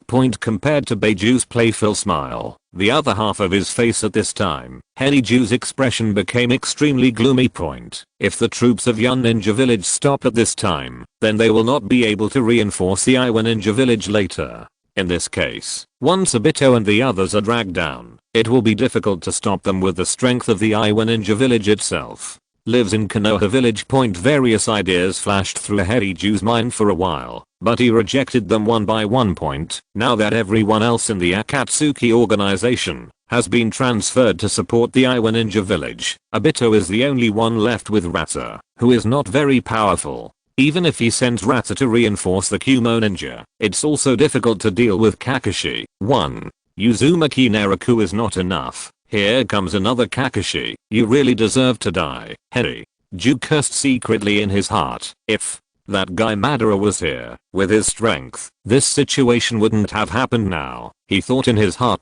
Suddenly, Black Zetsu was slightly stunned when he thought of this, and an idea appeared in his mind. He thought of Danzo, who was resurrected by the reincarnation technique of the earth. Orochimaru. It seems that our cooperation will become more and more pleasant. Under the ground, several white Zetsu clones began to take action. They passed messages to each other. Just a few minutes later, Orochimaru outside the Rain Ninja Village received a message from Zetsu. This plan seems pretty good. A sneer came from Orochimaru's mouth, and then a hint of excitement appeared in his pale pupils. Ju, I hope you won't disappoint me. With this thought in his mind, Orochimaru left the underground laboratory in a flash, and walked towards the Rain Ninja Village. When several white Ju clones tried to sneak into the laboratory, while he was away, several huge bone pythons appeared and swallowed them directly. After devouring the Beiju clone, the bone python directly circled its body, and guarded the floor of the laboratory. At this time, in the underground laboratory, Kabuto, wearing glasses, was still doing some experiments in front of an experimental table. Next to him, inside the huge container, the originally dark green liquid had become much lighter at this time, and Beiju's clone's body was still soaking in it. Uzumaki, Uchiha, Kaguya, Hinata, and the Senju clan. Is there any connection between these families? And this guy controls the eyes of God. Who is God? Kabuto thought secretly in his heart. Today, he has a strong thirst for knowledge, which is why he chose to follow Orochimaru. There are too many secrets in Orochimaru that need to be discovered. Hey, Orochimaru-sama, I will continue to work hard. The country of wind, sand hidden village, in the Kazakage building, Chiyo, who had a rough look on his face, bowed slightly and walked forward.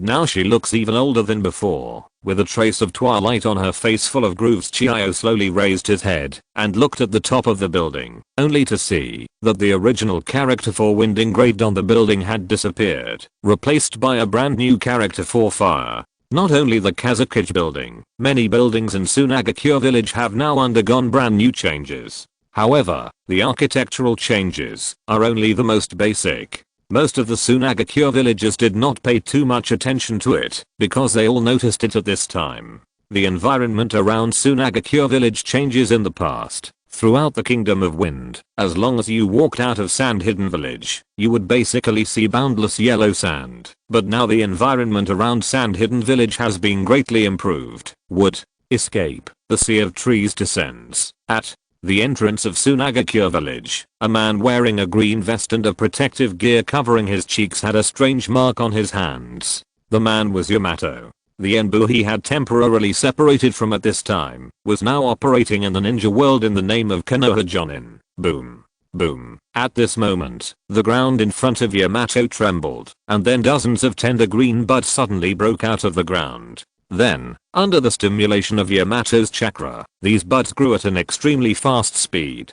Just a few seconds later, a small forest appeared in front of it. It's the woods. The woods. Another forest has appeared. If this continues, our village will turn into a huge forest before long. Yes, the Hokage of Konoha village did not disappoint. Many villagers in Sand Hidden Village looked at a forest appearing in front of them again. Although the area was not very large, it still made them exclaim.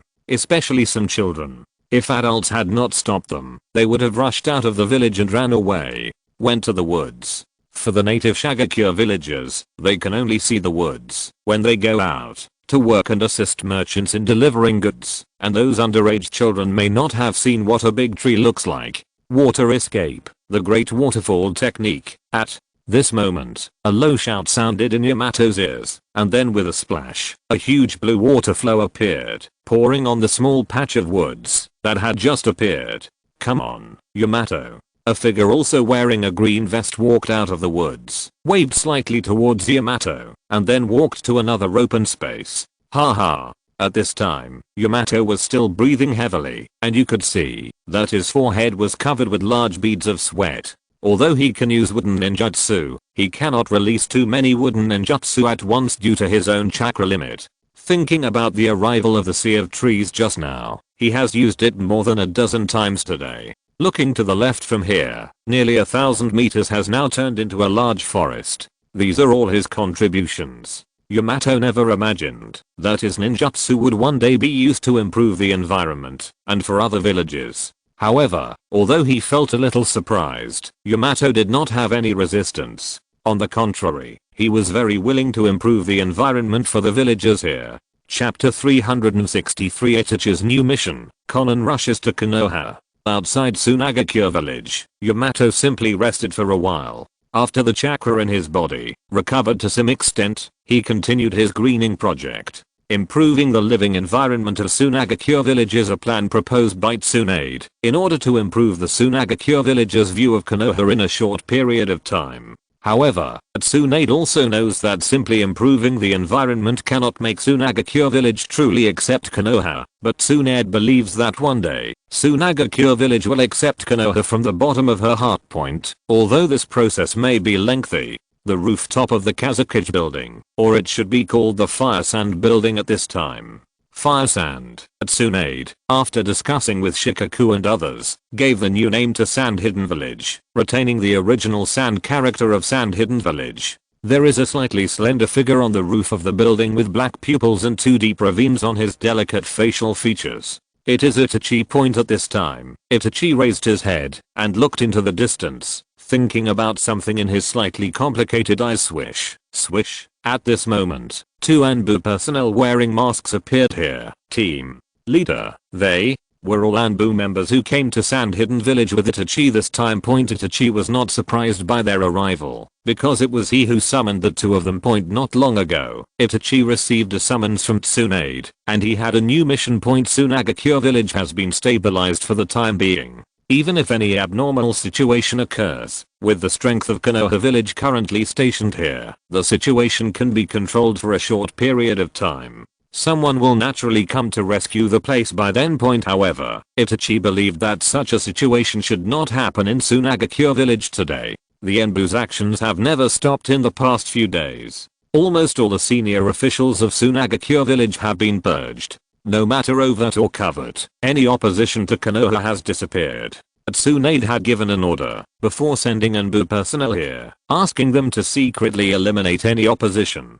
For this kind of business, Anbu personnel are very skilled. Most of the senior executives of Tsunagakure who were killed were greedy for the power in their hands. They knew that after Konoha occupied Tsunagakure village, the senior officials in the village would definitely be replaced, so they made some small moves in secret. Of course, there are some people who really don't want Tsunagakure village to become history. But whatever it was, it's gone now. Whether it was Itachi, the rest of the Anbu, or Tsunade who was far away in Konoha village, they had no mercy for these people. To unify the ninja world, some sacrifices must be made. After briefly explaining a few things, Itachi left quietly outside Tsunagakure village. Outside Konoha village, a familiar figure came here, wearing a black trench coat with white edges and red clouds, and light blue-purple hair. The person who came was none other than Xiaonan. Looking at the Konoha village in front of her, Xiaonan hesitated a little, but gave up her plan to sneak in directly. She had a clear understanding of her own strength. Konoha, as the leader of the 5 ninja villages, was definitely not something she could do alone. Competitive point in addition, now she is not clear about Nagato's current status and his attitude towards Konoha village. Before she can figure this out, rushing into Konoha village will only cause some unnecessary misunderstandings. After finding a hidden location near the entrance of Konoha village, Conan raised his hands and began to form seals quickly. After a burst of chakra fluctuations, several white papers flew in the air and disappeared after a while. 5 minutes later, boom, boom. Tsunade, who was looking down at the information, frowned, then slowly said, "Please come in." Squeak. Hokage-sama, this was discovered by the patrol at the entrance of the village. It is suspected to be a special ninjutsu. The other party seems to be just trying to get information and has not taken any further action. A man wearing a grey cat face mask knelt down on one knee, reported respectfully. In his hand he also held a closed scroll. After hearing this, Tsunade's expression changed, and she quickly stepped forward and took the scroll. The situation in the ninja world is very tense now. Although most of the ninjas in the village have gone out to participate in the war, Tsunade has not relaxed at all in the defense of the village, and has even strengthened personnel vigilance. This is a storage scroll, which can store some weapons and other things, but it cannot store living objects. Boom. The scroll turned into a burst of white smoke in Tsunade's hand, and then a bird made of paper appeared in her hand. It's her. Looking at the little bird made of white paper in her hand, a somewhat unfamiliar figure appeared in her mind. Zao. Nan. Tsunade murmured in her heart, then waved her hand slightly. The Anbu officer quickly stood up and walked out of the room. For Tsunade, who was already familiar with the members and abilities of the organization, she recognized the paper plane at a glance. It was Conan's ability, and there was even a faint trace of chakra fluctuations on it. Tsunade knew that Conan deliberately let the guards discover this in order to let the paper plane reach her. Haha, he is really a smart boy. Tsunade shook her head slightly, with a helpless smile on her face. Then he called an Anbu member over and asked him to send the paper airplane to the Senju clan's clan. Xiaonan is already here. The Anbu members moved very quickly, and in just a few minutes, the paper airplane was already delivered to Nagato's hands. At this time, a look of excitement appeared on Nagato's face, and the only worry in his heart slowly dissipated. Although he believed that Conan would definitely rush towards Konoha after seeing his message, Nagato would still worry about whether there would be any accidents. After all, if Ju dared to take action against him, he would also dare to take action against Conan. Fortunately, this did not happen, and Xiaonan had arrived safely at Konoha village. "Let's go. I'll take you to pick her up." At this moment, a gentle female voice sounded in Nagato's ears with long, bright red hair, a fair face, and a diamond-shaped red crystal in the middle of her forehead. It was Kushina. "Thank you very much." Swish. Just when Nagato was about to say something, a figure flashed out quickly, and then a handsome figure appeared next to him.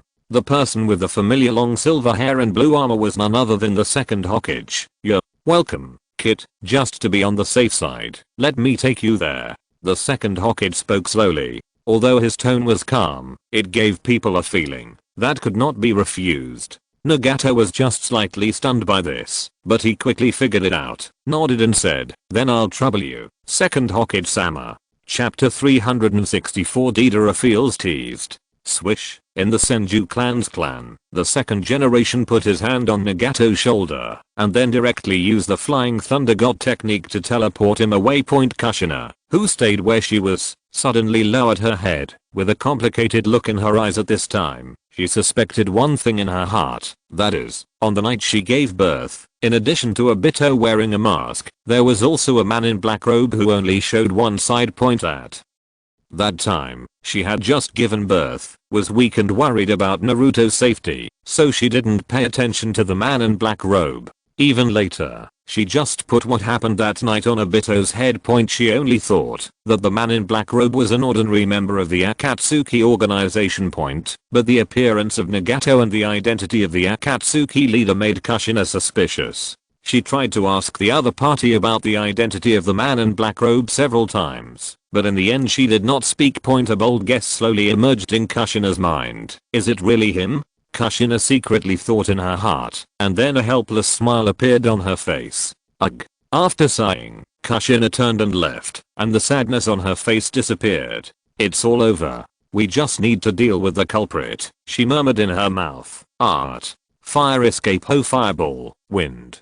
Escape. A big breakthrough. At this moment, two childish sounding voices sounded in Kushina's ears. She looked up and saw two figures, one black and one yellow, confronting each other. It was Naruto and Sasuke. A huge fireball with a diameter of more than 3 meters spurted out of Sasuke's mouth, while Naruto opened his mouth and spit out a ball of violent wind. Boom. After a loud noise, the hot red fireball collided with the fierce wind. For a moment, red sparks flew around, and the strong wind dissipated. Clang. However, the battle between the two of them did not end. The crisp sound of metal collision sounded on the field, and the two sharp kunai collided together, creating a burst of dazzling sparks in the air. Now that they have become an official genin, they can legitimately use weapons that are capable of firing. Kushina sat slumped on a piece of grass not far from them. Her eyes were full of tenderness when they fell on Naruto. This war, please end it soon. Konoha. Village entrance. The originally stable space suddenly fluctuated, and then two figures appeared here. It was Ede and Nagato. Regarding the reason why the second generation brought him to see Zayanin in person, Nagato did not think that the other party was caring about him. He knew that, although he had now reconciled with Konoha, and had made it clear to Jiraiya that he would not implement his previous plan, he was still the leader of Akatsuki not long ago. The Akatsuki organization that wants to capture all tailed beasts. Therefore, it is reasonable for the second generation to be wary of him. After all, Kushina is the nine-tailed Jinchuriki. Nagato recognized the identity of Kushina's nine-tailed Jinchuriki very early. Of course, this was also based on the fact that Kushina did not deliberately conceal it. Although he did not gain the trust of Konoha, Nagato did not care about this. After all, he had done too many wrong things in the past, and it would be difficult for him to accept and trust him for a while. Over there, Nagato appeared at the entrance of the village and opened Kaguya's mind. 2 seconds later, an extremely familiar energy wave appeared within his range of perception. Nagato knew it was Konan. Go ahead, I'll wait for you here. At this moment, the second generation's voice sounded in his ears. The second generation had just left the mark of the flying thunder god on Nagato's body, so he was not worried that the other party would take the opportunity to slip away. After hearing the second generation's words, Nagato didn't say anything more, turned around and hurried in one direction. Although Nagato can't see with his eyes at this time, he has extremely powerful perception with Kaguya's inner eye. In addition, Naraku informed him of his previous method of using chakra to sense things, so now Nagato can also rely on it.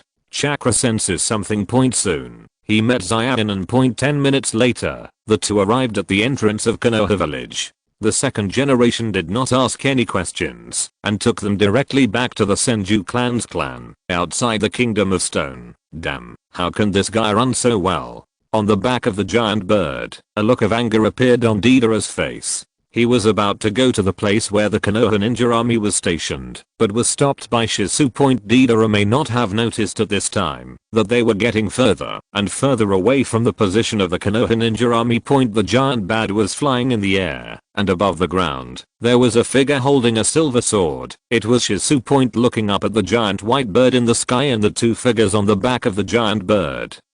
A solemn look appeared in Shizu's eyes just now. He simply exchanged a few moves with Deidara and judged their strength. At this time, Shizu was very glad that he knew the abilities of these two people in advance. Otherwise the outcome of this battle would be difficult to say. Even now, he didn't dare to be careless at all and was calmly analyzing the tactics in his mind. Call out, call out, call out. At this moment, above, several masses of white soil fell rapidly toward the direction of the water stop below. Shizu, who noticed the movement, raised his head slightly, and the next moment, a look of helplessness appeared on his face. This ability is really tricky. Swish. The next moment, his figure was illusory. When he appeared, he had already appeared in the air more than 10 meters away. Without stopping at all, his figure flashed again. Soon, without spending much time, Shisu left this area. At this time, the white soil was just about to fall on the ground.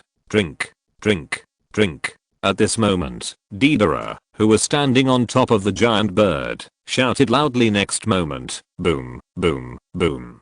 Several explosions sounded, the air was shaken, soil was splashed everywhere, and the impact of the explosion caused a huge puff of smoke. Shisu, on the other hand, stood in front and glanced at Deidara in the air with a half smile. Although Deidara's explosive clay was extremely powerful, Shisu was able to dodge the explosion every time due to his speed far exceeding that of ordinary people. This was even before he used the Flying Thunder God technique. Compared to Flying Thunder God, Shisu at this time preferred to use the Shunshu technique in battle. After all, his Shunshu technique was already very outstanding, and the name Shisu Shunshu came from this. Damn.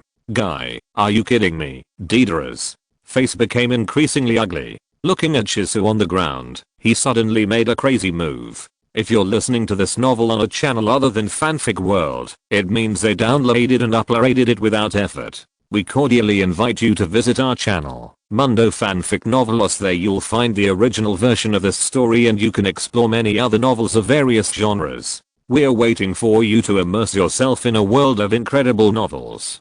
Chapter 365, The Well-Deserved Puppet Master. Ready to land. On top of the giant bird, Deidara suddenly turned his head and said something to Scorpion beside him.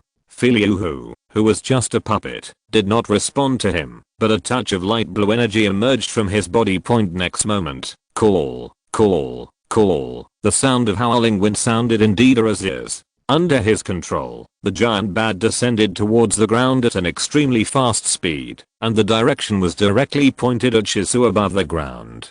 Just when the giant bat was about to land on the ground, Deidara reached out and swung it to the side, then jumped directly to the side. In an instant, his body began to fall rapidly downwards. The scorpion also jumped off the back of the giant bird. The giant bat was very fast, and in the blink of an eye, it was only a few dozen meters away from Shisu. Drink. At this time, Deidara, who had not even landed on the ground, directly formed a seal in the air, and then a loud shout came from his mouth. Next moment, boom, a deafening explosion sounded on the field, and the airwaves generated by the explosion spread like a tide in all directions. Even Deidara's position was affected, and his body, that was already in the air, was blown backwards by the airwave.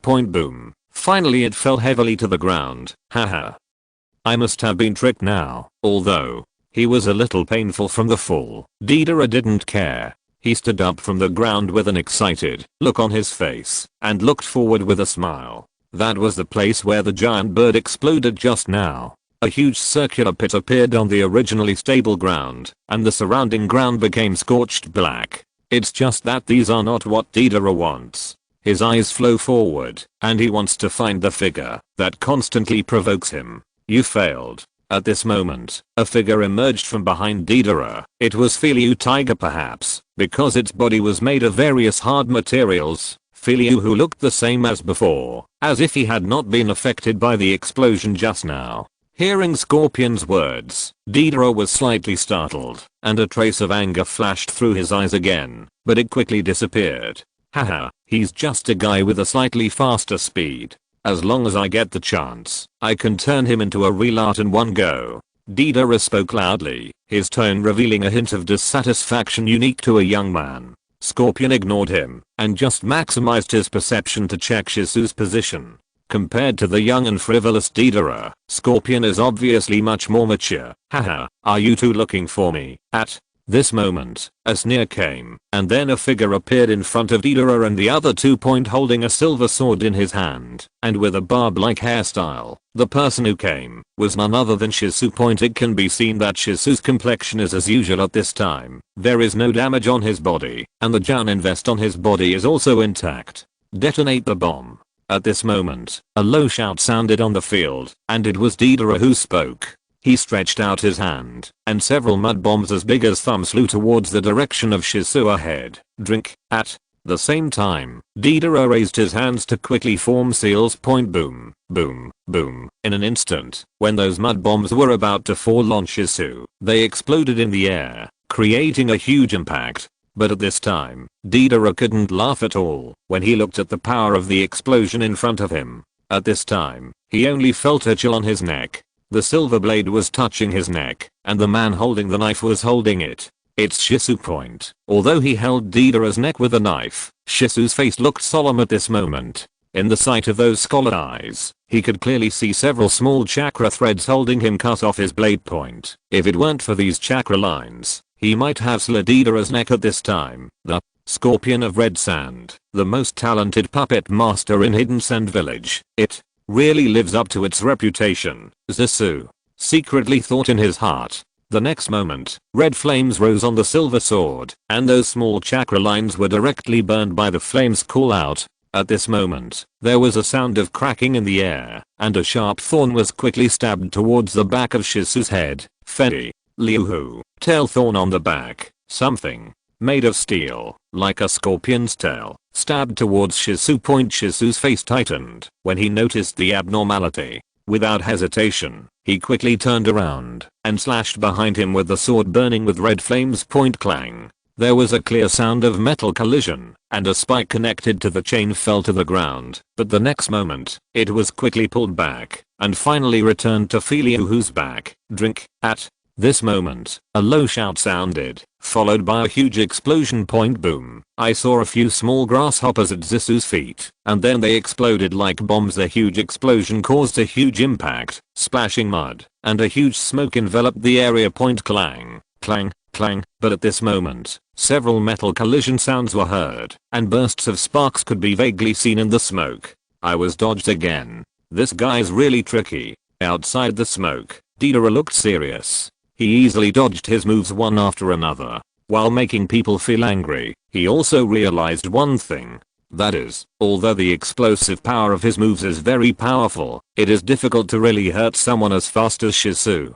After all, no matter how powerful the explosion is, it is useless if it cannot hurt anyone. While Scorpion and Shisu were fighting, Deidara began to calmly analyze tactics. Although he usually looks very straightforward and even a little irritable, very similar to Hidden, the two people actually have the biggest difference, and that is Deidara's calmness during combat, which can even be said to be a bit cunning. You must know that in the original work, even though he lost his arm, he was still calmly analyzing tactics and situations. He had a very rigorous tactical thinking. This is why he has such strength at such a young age. Swish. At this moment, a figure emerged from the smoke and rushed forward quickly, the silver blade exuding a cold light in its hand. Even Brother Scorpion was suppressed. Looking at Shisu rushing towards him, Deidara murmured, just when he was about to say something.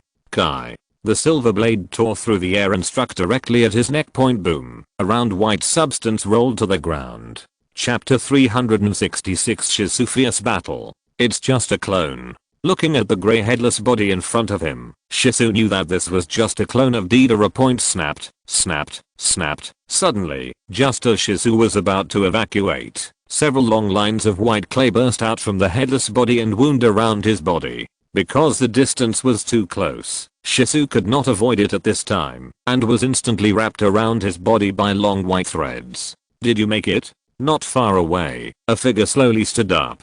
It was Deidara, just as he was about to raise his hand to form a seal to detonate the clay clone. Boom. Suddenly, a burst of white smoke appeared in his sight. Deidara was slightly startled when he saw it. He did not expect that the other party was just a shadow clone like him. At this time, the smoke caused by the explosion had dissipated, revealing two figures fighting fiercely inside. At this time, Shisu was seen holding a sword. The blade was covered with red flames, covering the entire blade. His scarlet eyes were shining with dazzling light. Uchiha's flame sword. Shisu, who was holding a fire knife, kept waving the long knife in his hand, slashing forward with flaming slashes one after another. Compared to Shisu, who was full of fighting spirit, Furyu's condition didn't look that good at this time. The white-edged Hangan's black robe that covered his body was mostly broken, revealing the huge grimace on his back, and the huge steel chain protruding from the grimace was cut off by Shisu. Zinbabo. At This moment, the big mouth of Fei Liuhu's head opened slightly, and the next moment, several poisonous needles and stingers rushed towards Zissou in front of him. Call out, call out, call out. The density of poisonous stings and needles is extremely high, and the impact is extremely strong. If anyone is stung, there will be no chance of survival. In an instant, Shisu's pupils trembled slightly when he saw this scene. He didn't have time to think too much, and chakra surged rapidly in his body. The next moment, his body was shaken, and then several figures appeared like clones. Call out, call out. There was a sound of breaking through the air, and the poisonous needle and sting penetrated directly through the body of one of the clones. After seeing this scene, Fei Liuhu made another move. A weapon similar to a machine gun suddenly popped out of his left arm, and it could be seen that there were several cylinders on it. Prosthetic hand senbon. Boom. Suddenly, after a loud sound, the machine cannon on Fei Liuhu's left arm trembled violently, and then the cylinder on it began to spread out in all directions. Call out, call out, call out. The next moment, the poison needles hidden in the cylinder began to eject from the cylinder.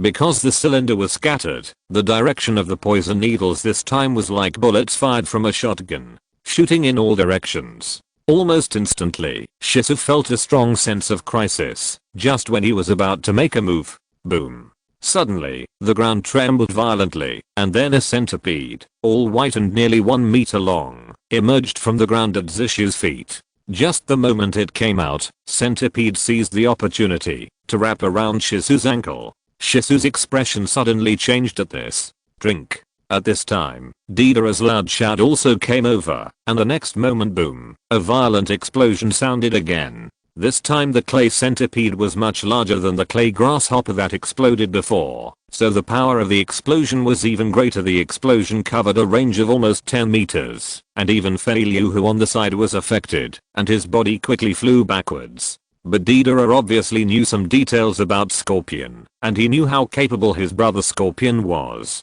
This little explosion was nothing to him. The actual situation was similar to what Deidara thought. Fei Liuhu, who flew backwards, quickly used the mechanisms on his body to stabilize his body. Except for some broken parts on his body, there was no serious problem. At this time, both of them focused on the smoke ahead.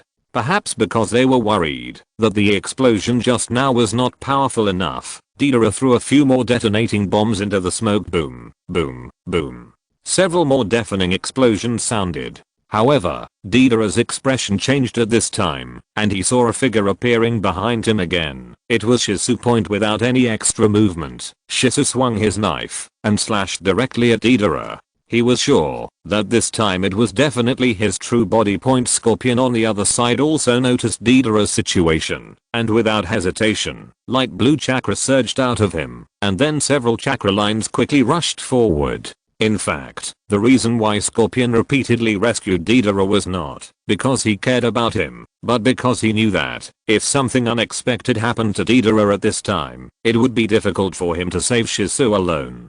Defeated. Deidara's reaction was not unpleasant. The moment he noticed the abnormality, his figure began to move forward quickly, and several grasshoppers jumped off him and jumped towards Shisuo. In response, Shisuo just swung his sword sharply, and the fierce wind of the sword instantly shook away the grasshoppers. Then he took a step forward and was about to launch an offensive against Deidara again, but by this time Scorpion's chakra line had also arrived. Threads formed by chakra can not only control puppets, but can also control people's bodies if attached to them. At this time, Shisuo was not surprised when he saw these chakra lines, but his eyes lit up. Fire escape, the art of dragon fire. At this moment, a dazzling red light suddenly rose from the smoke, and then a huge fire dragon that stretched several meters suddenly jumped out and rushed towards Fei Liuhu.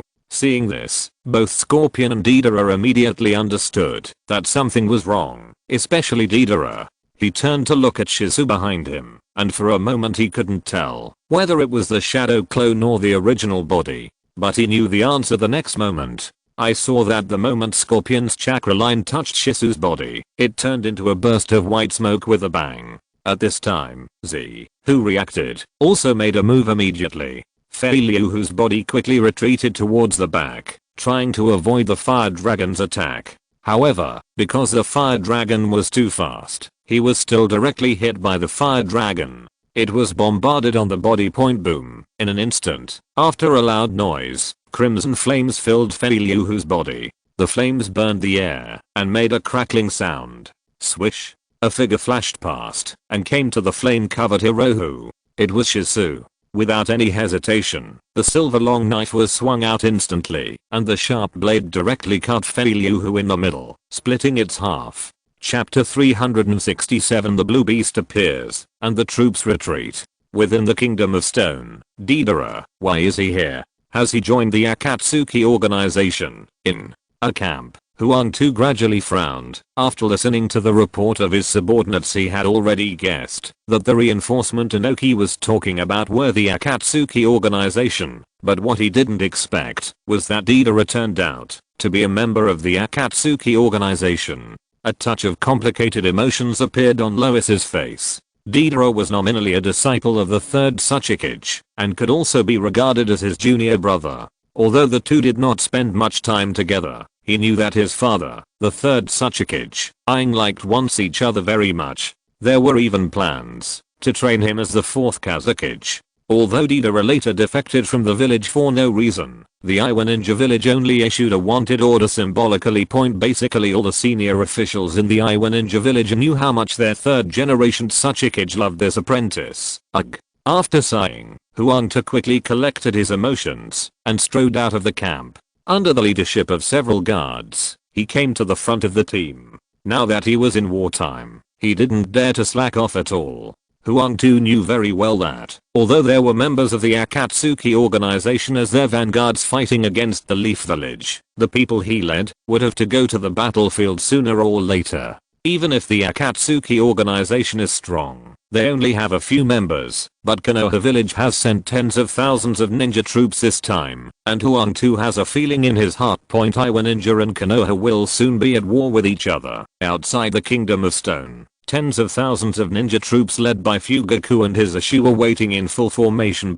At this time, it can be seen that there is a fiery red barrier covering nearly a kilometer at the front of the team. There seems to be an invisible airflow surging outside the barrier. It is the strengthened red sun barrier. Uzumaki Naraku and Uchiha Obito. These two have grown to this point. Fugaku secretly thought in his heart, with a hint of shock in his scholar eyes. Although he is not familiar with the four-red sun formation, he can still see that it is a very powerful barrier. Now Naraku can release this barrier with just a few shadow clones. Its strength is simply unfathomable. Also, the wood release ninjutsu used by Naraku just now deeply shocked Fugaku. Not only him, but countless people present in Konoha were also shocked by Naraku. As a member of Konoha village, especially some older ninjas, they all know what wood escape means in Konoha village. That is the man known as the god of ninja. Their first generation Hokage Senju Hasha are the ninjutsu of time. It is no exaggeration to say that, even if some of the people in Konoha present were not particularly familiar with Uzumaki Naraku, after today, everyone will remember this young boy from the Uzumaki clan. Yo. Z. Naraku. This is youth. Among the crowd, K, who was dressed in green attire, a green vest, and a black mushroom head, opened his mouth to reveal two rows of white teeth. At this moment, Naraku's strength also shocked him, but it more aroused his youthful fire. K decided in his heart that after this war is over, and he returns to the village, he must strengthen his training. That is, suddenly, K, who was thinking about how to strengthen his training, seemed to have seen something, and his expression suddenly changed. In his sight, a figure suddenly appeared on the edge of the fiery red barrier, and was still quickly approaching the east corner of the barrier. It's dried persimmon Kisame. Standing next to K, Rizu's eyes trembled, and veins appeared around his pale pupils. After he and Fugaku took over the task of leading the troops to attack the Iwa Ninja village, Tsunade also handed them a copy of the information about the members of the Akatsuki organization. At this time, in Nezu's sight, although there was only a figure in front of him, the weapon covered with white bandages on his back also had a powerful chakra fluctuation. Combined with the information Tsunade told them, Nezu, the identity of the other party, was quickly determined. Kirigakure rebelled against Ninja, and Kisaki Kisame. After confirming Kisame's identity, Hizu turned to look at Kei beside him. The latter immediately understood what he meant, and a look of excitement appeared on Kei's face. Then he no longer hesitated. He separated from the crowd in a flash and galloped towards the barrier in front. Open the door. Shut up. Shengman. Open. Perhaps because he was worried that he was not fast enough, Kei opened the 3 doors as soon as he separated from the crowd, and a powerful energy surged out of him. At this time, Kei felt that his body was filled with a strong sense of power. Without any hesitation, his legs suddenly exerted force, and his body rushed forward like a green shadow. Rizu, who wanted to assign some helpers to Kei, was slightly startled when he saw this scene. The blue beast of Konoha village truly deserves its reputation. Hizu secretly thought to himself, but chose a few strong jounin and asked them to follow Kei's direction. After doing this, Rizu met Fugaku. It can be seen that both of them looked solemn at this time point. Now that all the high-end combat power in the team has been mobilized, if Iwa Ninja Village sends a shadow level strongman to attack them at this time, it will cause huge casualties. Although both of them were aware of this, they felt a little helpless at this time point. In order to deal with the Iwa Ninja Village, the Leaf Village sent a total of 3 shadow level powerhouses: Naraku, Shisu, and Kei. This lineup is already very powerful. But what people didn't expect was that the Iwa Ninja Village actually colluded with the Akatsuki organization. Now all their high-end combat capabilities have been hindered, and they fell into passivity for a while. However, Fugaku and Nizu had experienced 2 ninja wars after all. They quickly adjusted their mentality and issued orders one by one. The first of them is that their team must retreat a bit, at least a few thousand meters away from the Chiang barrier. The strength of Naraku and Obito has far exceeded that of ordinary ninjas. If the barrier cannot stop the battle between the two, their team will suffer. So for the sake of safety, after leaving some people to inquire about intelligence, they directly asked the team to retreat a distance of 10,000 meters. Fugaku and others were very fast, and within a short time the large force of 10,000 people disappeared. Retreating temporarily, not far away, behind a huge rock, a figure murmured from his mouth. It could be seen from his clothing that he was an Iwa ninja. Gotta get the news back. Chapter 368. Taijutsu Ninja is really annoying. On the edge of the barrier, the eyes of Kisame, who was moving quickly, fell on the shadow clone not far ahead, and a touch of unnoticeable fear appeared in his eyes. Kisame could feel that Naraku's strength was far superior to his. If it were normal, he would definitely choose to walk around when he saw someone of Naraku's level. Even now facing his shadow clone, Kisame did not dare to be careless in the slightest. Kisame, the shadow clone who was maintaining the barrier, secretly thought to himself that he had already noticed Kisame's appearance. If it weren't for the large amount of chakra required to maintain the barrier, even the shadow clone Naraku would have wanted to go and meet him for a while. The opponents, but for now, leave it to K. After all, although the current amount of chakra in Naraku's body is comparable to that of a tailed beast, he still has some pressure to maintain the four-edged sun formation, which requires 4 cage level experts to use. After being upgraded. After all, within the barrier, there is Obito who is not weaker than him. Leave it to you, K. The shadow clone whispered. The next moment. Swish, a figure flashed quickly behind him. It was K. Yo. Z. Just leave it to me, K. said with confidence, and then without waiting for the shadow clone to reply, his figure disappeared from the place in a flash. When he reappeared, he was already standing not far from Kisame. Who is this guy? Looking at K, who suddenly appeared in front of him, Kisame had a hint of surprise on his face. In fact, the original mission Obito gave him was to randomly attack the Konoha ninja army and support Deidara and the others originally. Kisame was even a little dissatisfied with this task. He also wanted to find a strong person to compare with, but Kisame swore in his heart that he was definitely not a strong person like Naraku. Later, after seeing Obito sealed in the red sun barrier, Kisame hesitated for a long time and decided to give up his original mission. He was going to destroy the barrier and rescue Obito. He originally wanted to use ninjutsu to break the barrier directly from the outside, but no matter whether he used ninjutsu or directly chopped on the barrier with Samehada, neither method could cause any damage to the barrier at this point. Kisame also realized that the only way to break this barrier was to start with the caster, so after he explored all four corners of the barrier and found that only Naraku's shadow clone was maintaining the barrier, he had a plan in mind. In his opinion, as long as Naraku's shadow clone was defeated, the barrier would be gone. The maintenance of chakra is naturally released. That's why Kisame came here.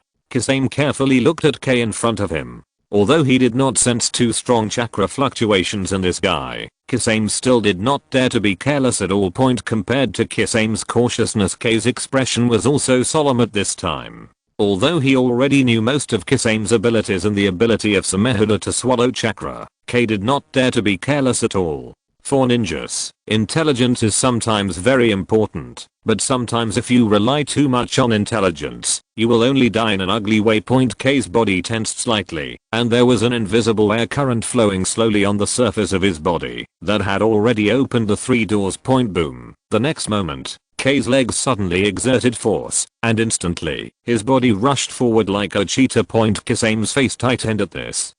And then without hesitation, he reached out and pulled out the Sumehuda muscle pin to his back. Kai. Without any hesitation, Kisame, who was holding Sumehuda in his hand, rushed straight towards Gay on the opposite side. At the same time, he waved his right hand violently, and the huge Sumehuda turned into a sharp sword and slashed forward. The sword light tore through the air and struck directly at K. But at this moment, K's waist suddenly exerted force, and his body jerked to the right. In an instant, the sword light struck a piece of air. With such a fast body reaction speed, could it be that he is a taijutsu ninja?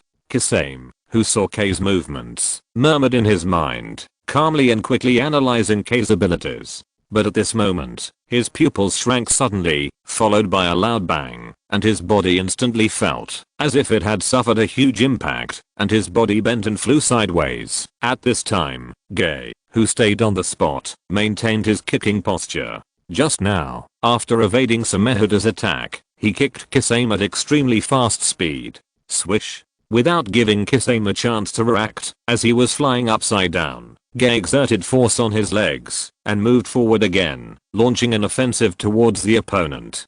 Konoha's great whirlwind. Boom, boom, boom.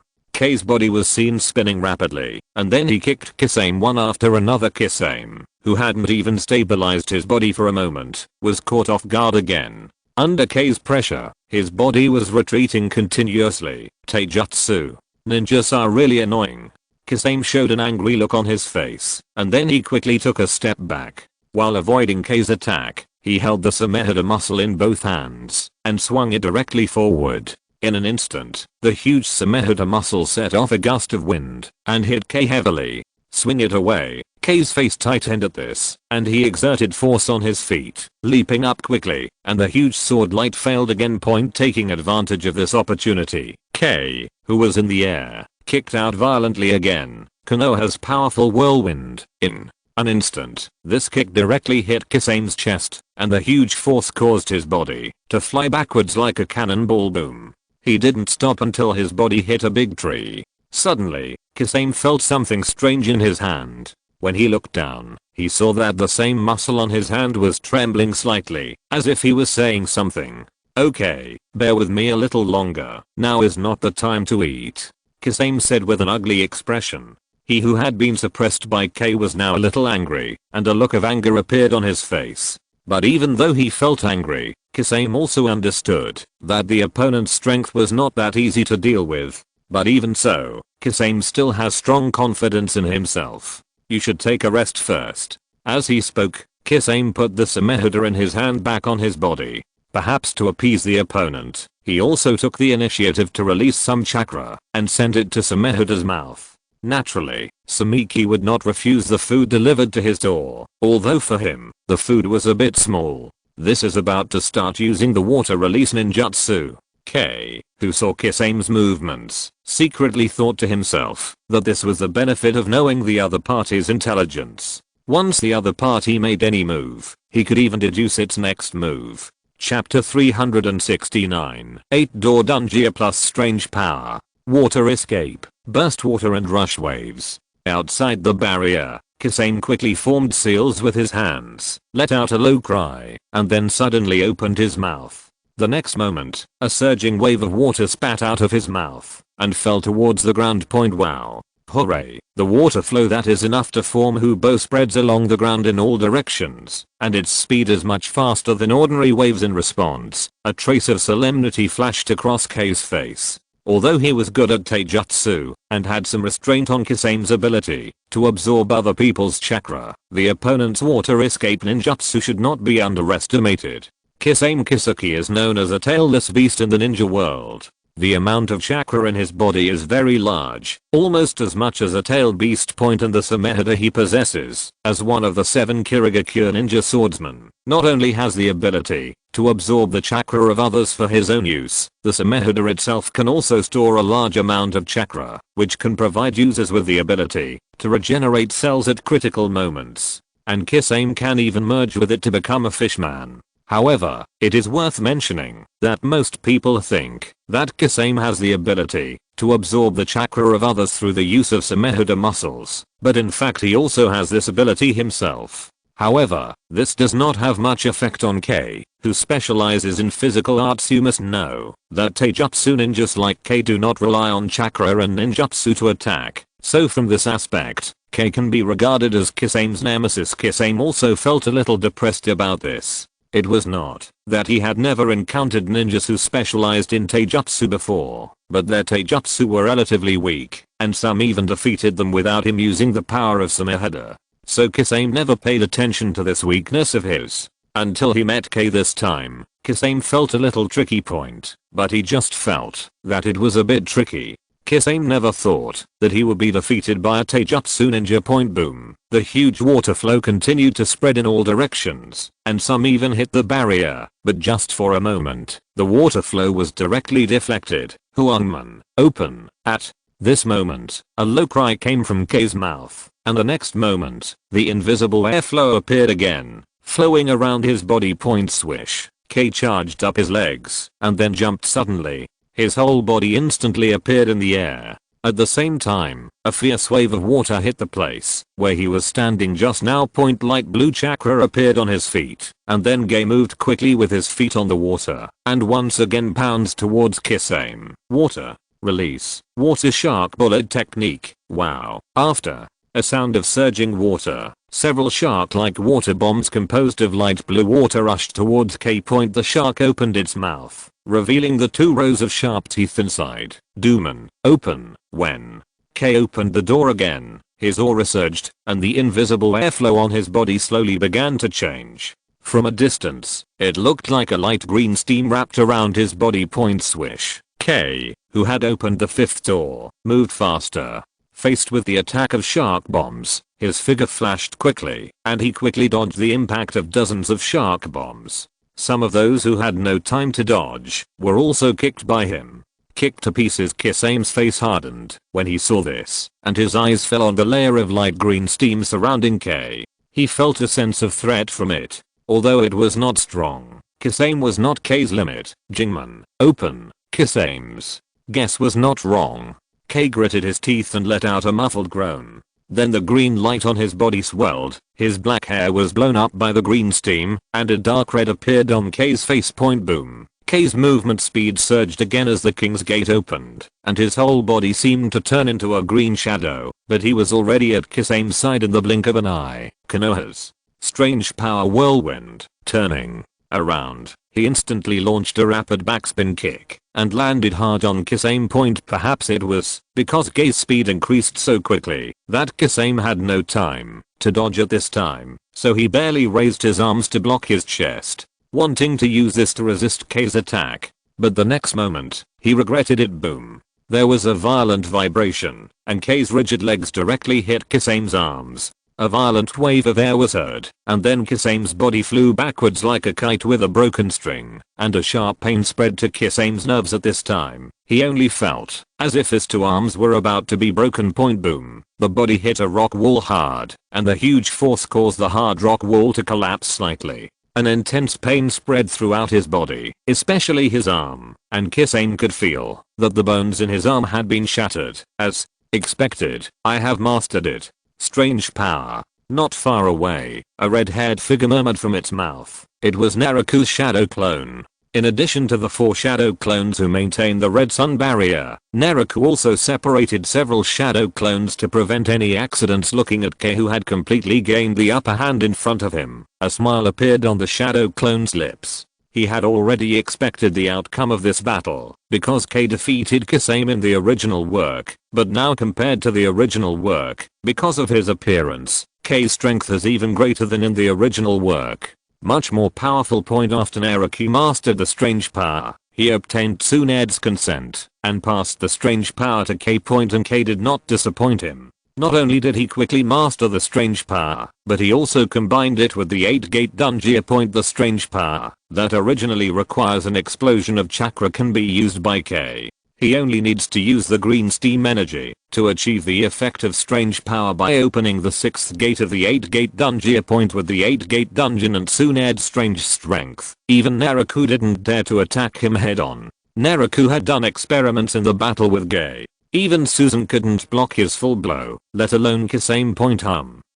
Perhaps sensing that his master was injured, Samehada trembled slightly, and then a powerful energy surged out from within Samehada and fell on Kisame. Boom, quickly absorbing the chakra transmitted from Samehada. Kisame's already declining aura grew wildly again. With the help of a large amount of chakra, the cells in his body began to divide rapidly, and soon the broken bones in his arms, as well as other parts of his body, the injuries were completely recovered at this moment. After finishing all this, Kisame didn't hesitate and raised his hands to start forming seal swish, but at this moment, a green figure flashed out again, green steam slowly surging from his body. It was Kei.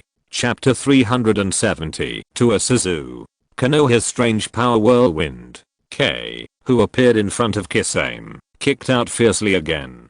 The air vibrated for a moment, and the steel leg like an axe directly hit Kisame. Upon seeing this, Kisame's expression changed instantly. Chakra surged out of his body quickly, and he quickly turned around. Boom. However, his speed was still inferior to that of Kei with the 6th door open. In the end, he was kicked by Kei on the shoulder. In an instant, a huge force was transmitted to him, causing his body to fly backwards again, go out. But this time, because he had a lot of chakra protection, he didn't suffer much damage. Water escape. Big water blast. Before Kisame flew backwards, he had already completed the seal with his hands. In an instant, Kisame opened his mouth and a large amount of water spurted out from his mouth. Wow. The water flowed out quickly like waves, submerging this area in the blink of an eye. Soon, a large lake appeared in front of Kei. Kisame's body dived directly into the lake. Although he had already seen the extraordinary power of Kisame's water escape ninjutsu, Kei was still shocked to create such a huge lake out of thin air. The shadow clone not far away felt nothing about this, because he had seen a more powerful water escape ninjutsu, that is, the 2nd Hokage. Compared with the 2nd generation. Although Kisame's water release ninjutsu is also very powerful, and can change the environment suitable for his combat in an instant, it lacks a sharpness. Although the attack method of water escape is not too powerful compared with other escape techniques. That is just people's misunderstanding of water escape. Like the 2nd generation, all water release ninjutsu are extremely powerful killing moves in his hands, and their power is no less powerful than the blood succession limit. It was obvious that there was still a big gap between Kisame and him. Boom. At this moment, several loud noises suddenly came from the barrier on the side, and then it began to tremble violently, even giving people the feeling that it would break in the next second. Kei was also attracted by the barrier, turned his head and looked there, and saw 2 kinds of light, one gold and one blue, filling the entire barrier, blocking everything inside. Sure enough, the battle is fierce. The shadow clone secretly thought in his heart, and then he disappeared from the place in a flash. When he appeared, he had already arrived at the corner of the barrier. Without any hesitation, chakra surged in his body, and he was in contact with the shadow clone who was maintaining the barrier. Sending a large amount of chakra towards the barrier. The same scene as this also appeared in the other 3 corners of the barrier. With the joint efforts of the 8 shadow clones, the red barrier began to expand, and finally nearly doubled in size. It was only then that the barrier slowly stabilized, but at this time it can also be seen that the several shadow clones maintaining the barrier have become a little more illusory. After the barrier was completely stabilized, the 4 shadow the clones temporarily retreated and began to sit cross-legged on the ground to restore chakra. As for the remaining 4, they barely maintained the barrier. The shadow clones all know the importance of the barrier. If the barrier is broken, then Obito, who masters 2 kinds of time and space ninjutsu, and even Naraku are not sure that they can contain him. Even if they can, the trees around him these ninjas may be in full trouble. Therefore, they must do their best to stabilize the barrier. At this time, inside the barrier the dazzling golden light exudes a dazzling brilliance. A nearly 100-meter tall golden giant stands within the barrier. From a distance, it looks like a golden god of war, with extraordinary momentum. It can be seen that there is a diamond-shaped crystal on the top of the golden giant's head, and Naraku's figure is inside this crystal. Although he had already used the full Susanoo, Naraku's face was full of solemnity at this time, and the golden 6-pointed star in his eyes suddenly emitted a dazzling light. In front of the golden giant, a blue giant with a similar shape also stands here. In the hands of the blue giant, there are 2 huge scythes formed by blue energy, making it look even more share the power. At this time, Obito was also standing on top of the blue giant's head, with 3 crescent-like patterns in his scarlet eyes exuding endless coldness. Kai. Suddenly, several sounds broke through the air, and the golden Susan was seen holding 2 golden giant swords and swung forward. In an instant, several huge sword lights burst out, hitting the blue Susan in front. A stern look flashed across Obito's face when he saw this. The next moment, under his control, the blue Susan also made a move. 2 huge scythes swung rapidly and quickly collided with the huge golden sword light. Boom. There was a violent vibration, and the 2 energies collided fiercely. Hum. Huge energy fluctuations made the barrier tremble again. Naraku's eyes trembled. He knew that he could not continue fighting with Obito like this. Although his Susanoo's power was slightly stronger than Obito's, the difference was not obvious, and he was now within the red sun barrier. He didn't dare to fight with his hands and feet at all. Judging from the current situation, if he and Obito both let go and release all their strength to fight, the barrier will simply not be able to withstand it. If the Chiang barrier collapses, he will only become more passive in the battle with Obito. Thinking of this, Naraku no longer hesitated, and his body disappeared into Susanoo in a flash. When Obito saw this, he frowned. Just when he was about to make a move, the golden Susanoo suddenly launched a fierce attack on him. This time, the golden Susan directly abandoned the long sword and directly attacked with a pair of huge fists. He hit the blue Susan. Obito's eyes trembled at this, and he had no choice but to control the blue Susanoo again to fight back. Unlike Naraku, he cannot be separated from Susan now. Once he leaves Susan will dissipate. In this case, Obito obviously wouldn't do that. Naraku, who left Susanoo, took advantage of the 2 Susanoo's to fight, and he flashed directly to the top of the blue Susanoo's head, and Obito's figure appeared in his sight. The next moment, the pupil power in the right eye exploded.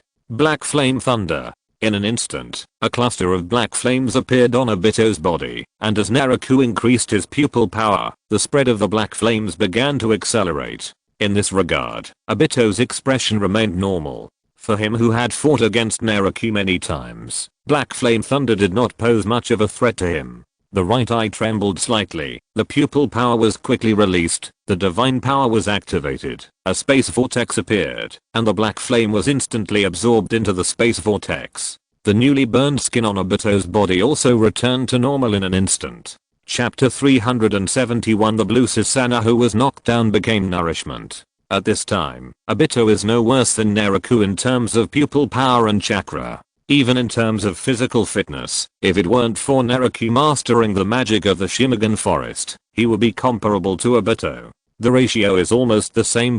After the opponent's body absorbed a large number of first generation cells, the cells in his body underwent qualitative changes. Simply looking at the recovery ability, even compared with the first generation Muji cure, it is almost the same. Not paying attention to Obito's rapidly recovering injuries, Naraku's pupil power exploded in his right eye, and he raised his hands and began to form seals quickly. Wood. Escape. The world of flowers and trees has arrived. A low cry came from Naraku's mouth, and then a large amount of chakra erupted from his body. Boom. Boom. After a violent tremor on the ground, several thick branches shot up from the ground. The winding vines were like ferocious dragons, roaring and wrapping around the Blue Susan. And go. Obito's pupils trembled slightly when he saw this. Naturally, he would not let Naraku continue. Blue Susan began to struggle violently. Boom. Boom. Boom. The huge force directly broke the thick vines, but there were so many vines that soon new vines would wrap around Susanna again, and under Naraku's control, the golden Susanna also sped up at this time.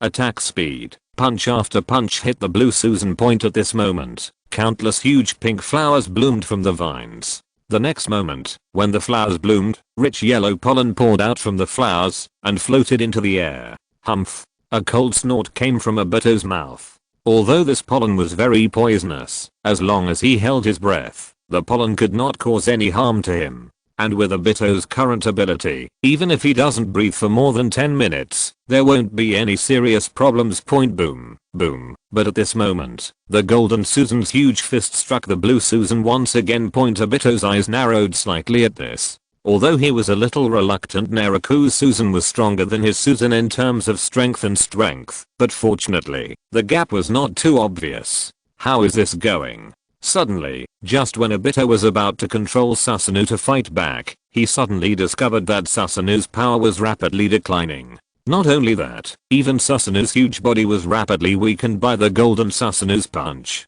Falling towards the ground. Obito had a look of surprise on his face. At this time, Naraku didn't give him much time to react. Standing on a thick vine, he quickly formed seals with his hands. Wood release. Wood dragon technique. Boom. Boom. In an instant, the ground shook violently again, and then two thick wooden dragons emerged from the ground, revealing their figures. The wooden dragon's body was covered with wooden scales that looked like barbs. Its big mouth was slightly open, and a powerful aura emanated from the wooden dragon. Under the cover of several thick vines, the wooden two dragons directly wrapped around the Blue Susan, and the barb-like scales directly penetrated into Susan's body. Taking advantage of this opportunity, countless vines swarmed up, and the Blue Susanna's body was directly wrapped by countless thick branches. The next moment, light blue energy emerged on the vines and the wooden dragon. The vines and wooden dragons were rapidly absorbing the chakra from the Blue Susanna.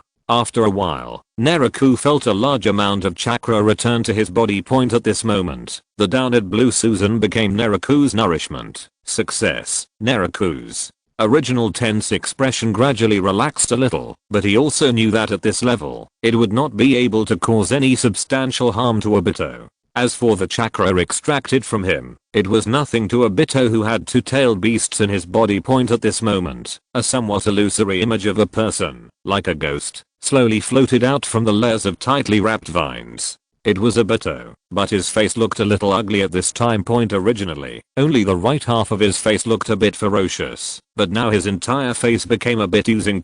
Just after Obito's body sprang out from the vines, the light blue light surrounding the wooden dragon and the vines slowly dissipated. Although Naraku felt a little pity about this, he knew that there was nothing he could do about it. With Obito's strength, he would not let him continue to absorb Susanna's energy. Obito's face was gloomy. Although he didn't care about the absorbed chakra, he really hated the feeling of being restrained. For Obito, since the battle at Kanobi Bridge, when he first gained the power of divine power, and later witnessed Lin being killed by Kakashi and opening the Mangekyo Sharingan, he has never been beaten again. Feeling of restraint. Relying on the power of the gods, he can be invincible in any battle. Even when he later faced his teacher, the man known as Yellow Flash in the ninja world, he only felt a hint of threat, but the situation at that time was very different from now. Today, compared to before, his strength has already made a qualitative leap, and his divine power has become more powerful than before. Obito thought that with his current strength, he would be able to control the ninja world long ago, and no one would be able to restrain him. He originally planned to completely defeat Konoha's side in this battle against Konoha Village, and then capture the two-tailed beasts in Iwa Ninja Village. But the appearance of Naraku really disrupted his plan. Obito never thought that one day his time and space ninjutsu would be restricted.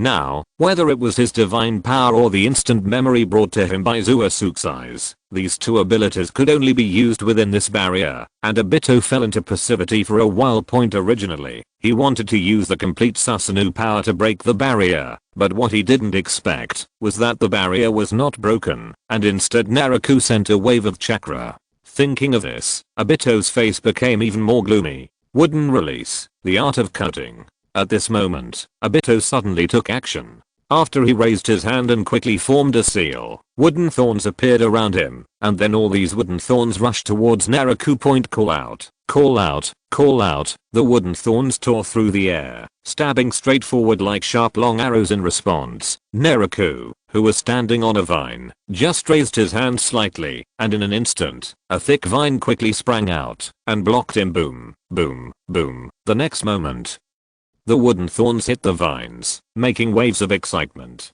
But at this moment, Naraku's expression suddenly changed. If you're listening to this novel on a channel other than Fanfic World, it means they downloaded and uploaded it without effort. We cordially invite you to visit our channel, Mundo Fanfic Novelos. There you'll find the original version of this story and you can explore many other novels of various genres. We're waiting for you to immerse yourself in a world of incredible novels. Chapter 372, The Helpless Scorpion. At this moment, the alarm bell sounded in Scorpion's heart, and the light blue chakra on the surface of his body slowly emerged, and then spread towards the surroundings. Wow. After all, under his control, the puppet of the third Kazekage also took action, and several groups of black sand and iron were seen quickly emerging from the ground. Swish. Just when Scorpio was about to manipulate the sand iron to protect him and Deidara, a figure suddenly appeared, and once again came behind Deidara. It was Shisu. Shisu's face looked cold at this time, and his green jounin vest looked like it had several holes. In his hand, a sharp kunai stabbed directly towards Deidara's neck. Scorpion noticed Shisu's arrival at the first moment and reacted quickly. The black sand iron moved behind Deidara at an extremely fast speed. Deidara also sensed this. He turned around quickly without having time to think about it. The next moment, puff, a splash of red blood splashed out, and Deidara was seen covering his shoulders and taking a few steps back quickly, while the black sand iron rushed in front of Shisu, turned into a sharp spike and stabbed him. Shisu was already prepared for this, and his body disappeared in front of the two people in a flash. What? Damn.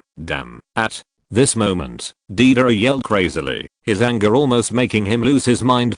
Suddenly, there was a sharp pain on his shoulder. In an instant, Deidara showed a painful expression on his face. However, it was precisely because of this sharp pain that he temporarily calmed down, but his face looked extremely gloomy. At this time, a trace of fear flashed in Deidara's eyes. If he hadn't turned his body just now, his throat would have been cut. Deidara realized that he had to find a way to change the situation at this time, otherwise, not to mention defeating the opponent, even his life might be at stake here. At this moment, Z's dull eyes glanced at him, and then raised his head to glance at the sky. Instantly, Deidara's face flashed with joy, and he understood what Scorpion meant.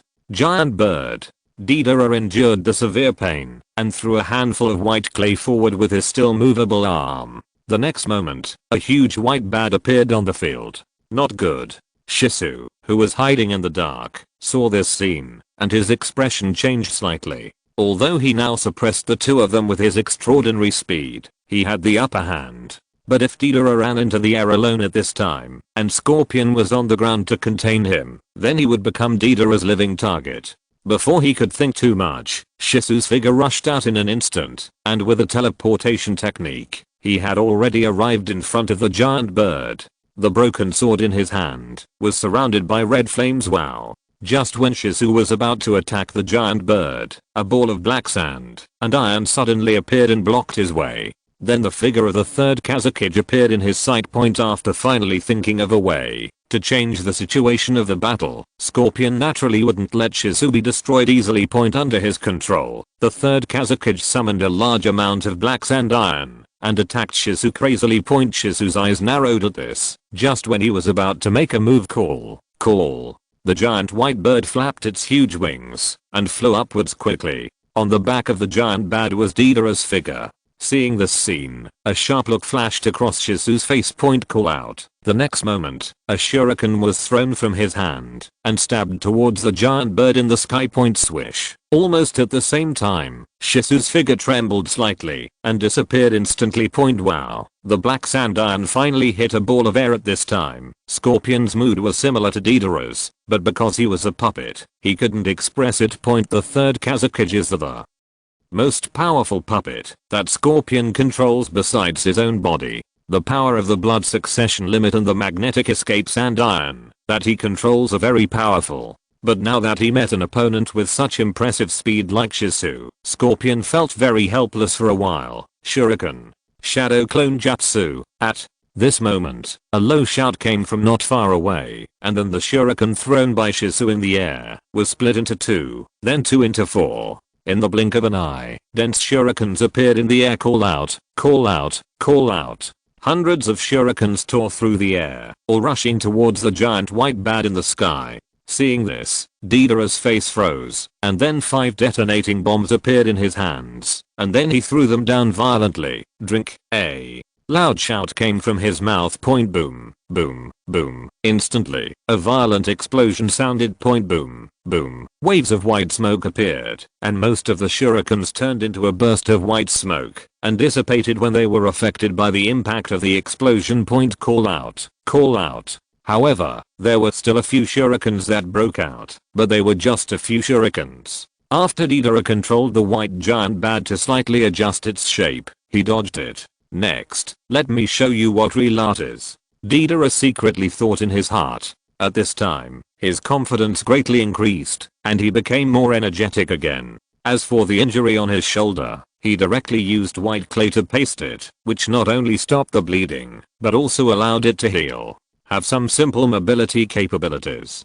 Careful. But at this moment, a somewhat urgent voice suddenly reached his ears. Just when Deidara was confused, a figure appeared behind him. It was Shisu. At this time, you can see that Shisu is holding a sharp shuriken in his hand, and a black warlock can be vaguely seen on the shuriken point. It is the mark of the flying thunder god. This guy. When Deidara's expression changed instantly when he noticed the movement behind him, and his newly restored confidence was once again defeated. At this time, Scorpion on the ground reacted immediately. Sand, iron not attack. In an instant, a large amount of black sand and iron came out from the ground and then condensed into a sharp triangular cone-shaped spear in the air. The giant gun floated rapidly into the air, and soon it came to the giant bird. Without any hesitation, Scorpion directly controlled the giant gun and stabbed the giant bird. Stab it. In an instant, the giant bat made of white clay could not withstand the impact of the giant gun. In an instant, the giant bird's body disintegrated like a landslide the moment it came into contact with the giant gun. But at this moment, Scorpion was filled with fear, because in his sight, both Deidara and Shisu disappeared. Looking around, there was still no trace of the two of them. Chapter 373. Deidara's confidence was broken. Within the barrier, just when Naraku used vines to block the impact of those wooden thorns, several sharp wooden thorns appeared behind Naraku and stabbed suddenly his body fiercely. At this time, Naraku had just noticed the arrival of the wooden thorn, and he immediately activated the chakra in his body before he had time to think about it. The next moment, a transparent crimson mask appeared around Naraku. The crimson mask was completely composed of fire attribute chakra. It was an ninjutsu independently developed by Naraku. Boom, boom, boom. The wooden thorns quickly bombarded the light shield. In an instant, the red light shield vibrated like water, but in the end it blocked all the wooden thorns' attacks. Naraku looked up at Obito in front of him, and his powerful perception directly covered him. Just now, Obito took advantage of him not paying attention, and used his divine power to move the wooden thorn behind him. Although with Naraku's current physical condition, the wooden thorn may not be able to cause any substantial harm to him, but just in case, I still told myself not to be careless. The chakra on his body trembled slightly, and then a thick vine shot up, like a dancing dragon, and swiped towards Obito in front of him. Obito's eyes trembled at this, and his body became illusory again. The two once again started a fierce battle within the barrier. Drink. Art is an explosion. Drink. Boom. Boom, boom. At this time, far away in the other direction of the barrier, deafening explosions sounded. From a distance, it looked like someone had mistakenly entered a minefield. The violent explosion directly set off a huge plume of smoke. At this time, it can be seen that there is almost no complete ground in the surrounding area, and it is all pitted and charred black soil. These are Deidara's masterpieces. You can see that the black robe on his body is in pieces at this time, and the left half of his face seems to be stained with a layer of burnt black, making him look slightly embarrassed. At this time, behind him was a young red-haired figure with a fair face, looking like a handsome boy. It's just that his eyes are dull and his face is expressionless, just like a puppet. This person is none other than Scorpion. Now he has already transformed his body into a puppet. In this state, his face will never age, and his body will not decay. It can even be said that he has obtained it from another level, a kind of immortality. It's just that the price paid for this kind of eternal life is relatively high. Right next to Scorpion was this tall figure with dark blue hair, wearing a grey-white cloak, and a ball of black iron sand floating in front of him. Different from ordinary people, this person's face has several clear marks, and there is no expression on his face. His body is motionless and looks very stiff. It is obvious that this is a puppet. If there were people from Sunagakure village at this time, they would find that this figure is very similar to their third Kazakage. Yes, this puppet was transformed by Scorpion using the corpse of the third Kazakage. In the early days of the Third Ninja War, Sunagakure village broke out into conflict with Konoha village. Because of the sudden disappearance of the third Kazakage that time, Sunagakure village believed that Konoha village sent people to secretly kill their Kazakage. Although Konoha village strongly denied this, it was obvious that Sunagakure village would not believe it, so a fierce battle broke out between the two sides. But no one knew that the third Kazakage was actually killed by Scorpion. Although he was not as strong as the third Kazakage at the time, after he secretly poisoned him, the third Kazakage eventually became his puppet. From then on, Zaya left Sand Hidden Village. Even though many years had passed, he never went back once. This time, this guy should be dead. Deidara spoke loudly, but his deliberately amplified tone didn't sound like there was any confidence at all. It's not that Deidara is unconfident. On the contrary, he has always had full confidence in his own strength and abilities, but this time, he felt the only frustration in his history. From the battle to now, he could no longer remember how many times he had detonated bombs. Even the explosive clay he had prepared for Konoha's tens of thousands of ninja troops had been consumed by most of it. But it still didn't cause any substantial harm to Shizu. And just now he was cooperating with Scorpion. After Scorpion controlled the third Kazakage and used his sand iron ability to temporarily control Shizu, he then detonated the clay bomb prepared in advance. Although the two of them cooperated very well, Deidara asked himself that even he himself would not be able to protect himself in the situation just now. But Shizu gave him too many unexpected surprises, but most of his confidence was destroyed. The Scorpion on the side remained expressionless, but a touch of light blue chakra appeared on his body. At the same time, the puppet of the third Kazakage suddenly moved. Satiki Iron Rain. The next moment, there was a crash, and sand and iron like ocean waves quickly sprang out from the ground, and then formed countless thin needles in front of him. The thin black needle looked like a steel nail, shining with a cold light. Call out, call out, call out. The next moment, these thin needles all rushed forward quickly, where a vague figure could be vaguely seen. Deidara, who was on the side, noticed this scene, and without any hesitation, he hid behind Scorpion in a flash. He knew that the reason why Scorpion suddenly attacked was because Shizu had appeared again. In an instant, Deidara's face turned a little ugly, and there was a trace of stubborn helplessness in his eyes as a ninja. There is no doubt that Deidara, who has such strength at this age, is a true genius, and this is indeed the case.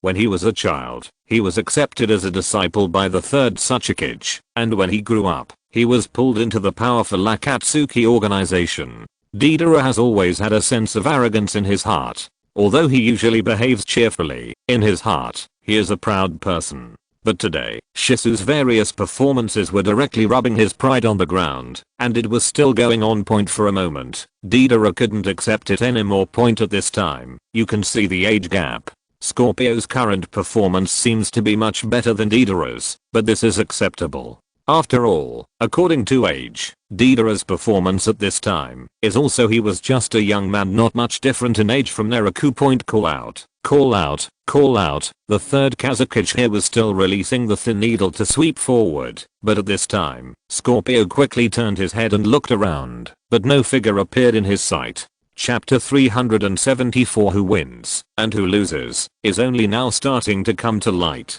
The country of Sichuan is a small country located in the southwest of the country of Fire Point at this time. In a remote mountain range in the kingdom of Korra, two figures suddenly appeared here. One of them had long yellow hair and an obvious wound on his right shoulder. It was Deidara. The other person was Shizu. Because the warlock of Flying Thunder God was left here in advance, Shizu teleported here with Deidara. This is where, looking at the unfamiliar environment around him, Deidara suddenly became alert. He quickly took a step back and distanced himself from Shizu. At this time, you can clearly see a look of fear on Deidara's face. Could this be the person from back then? At this time, Deidara seemed to have thought of something. It was a nightmare in the hearts of most ninjas in Iwa Ninja Village. Yellow Flash, Flying Thunder God technique. At this time, Deidara finally understood why his ninjutsu could not cause damage to Shizu.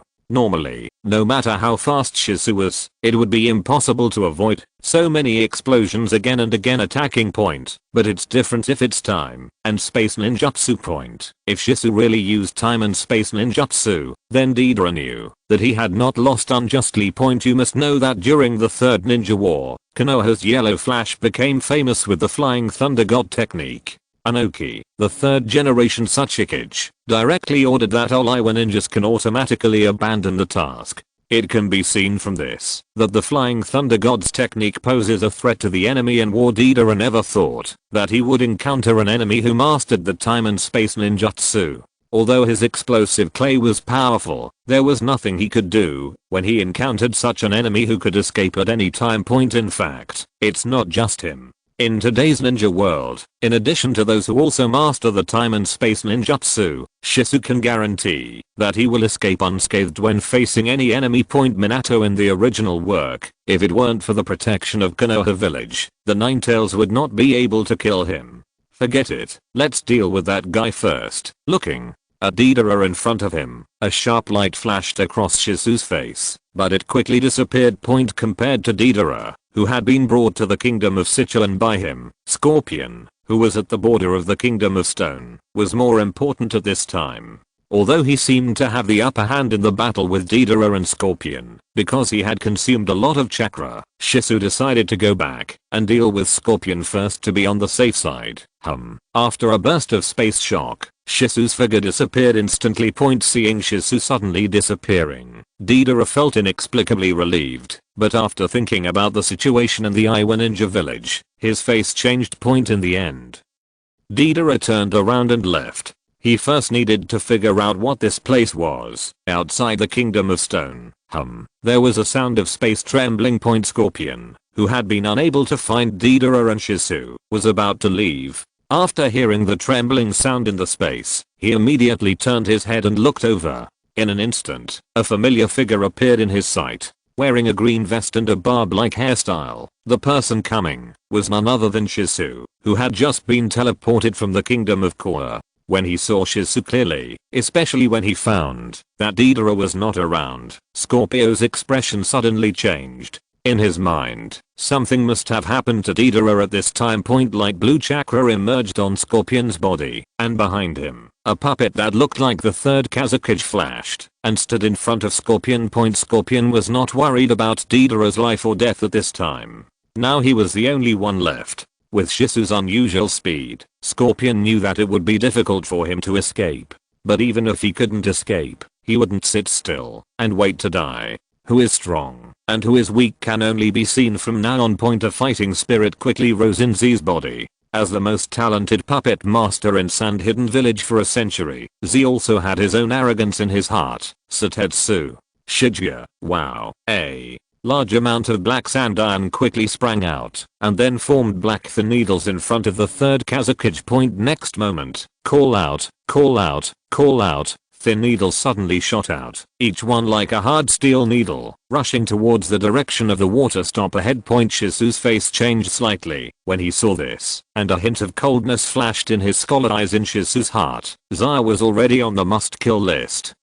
Not only because he was a member of the Akatsuki organization, but more importantly, because of Zaya's status in Sunagakure Village Point, the grandson of Chihiro's mother-in-law Point. If Scorpion returns to Sand Hidden Village now, with his current strength and Chihiro's prestige, it is not impossible to directly take the position of Kazukage Point. So for Konoha Village, Scorpion is now an unknown hidden danger. But now that he has encountered it, this hidden danger must be eliminated. Swish, swish. Shisu's figure flickered, and several figures appeared on the field instantly, looking like his clones. Call out, call out, call out. At this moment, the black thin needle quickly passed through, and pierced directly into Shisu's body. However, the thin needle sprang out from behind his body. It was obvious that this was just a phantom point relying on his special teleportation technique. Shisu easily dodged the attack of the thin needle, and with a quick flash of his body, he quickly closed the distance with Scorpion.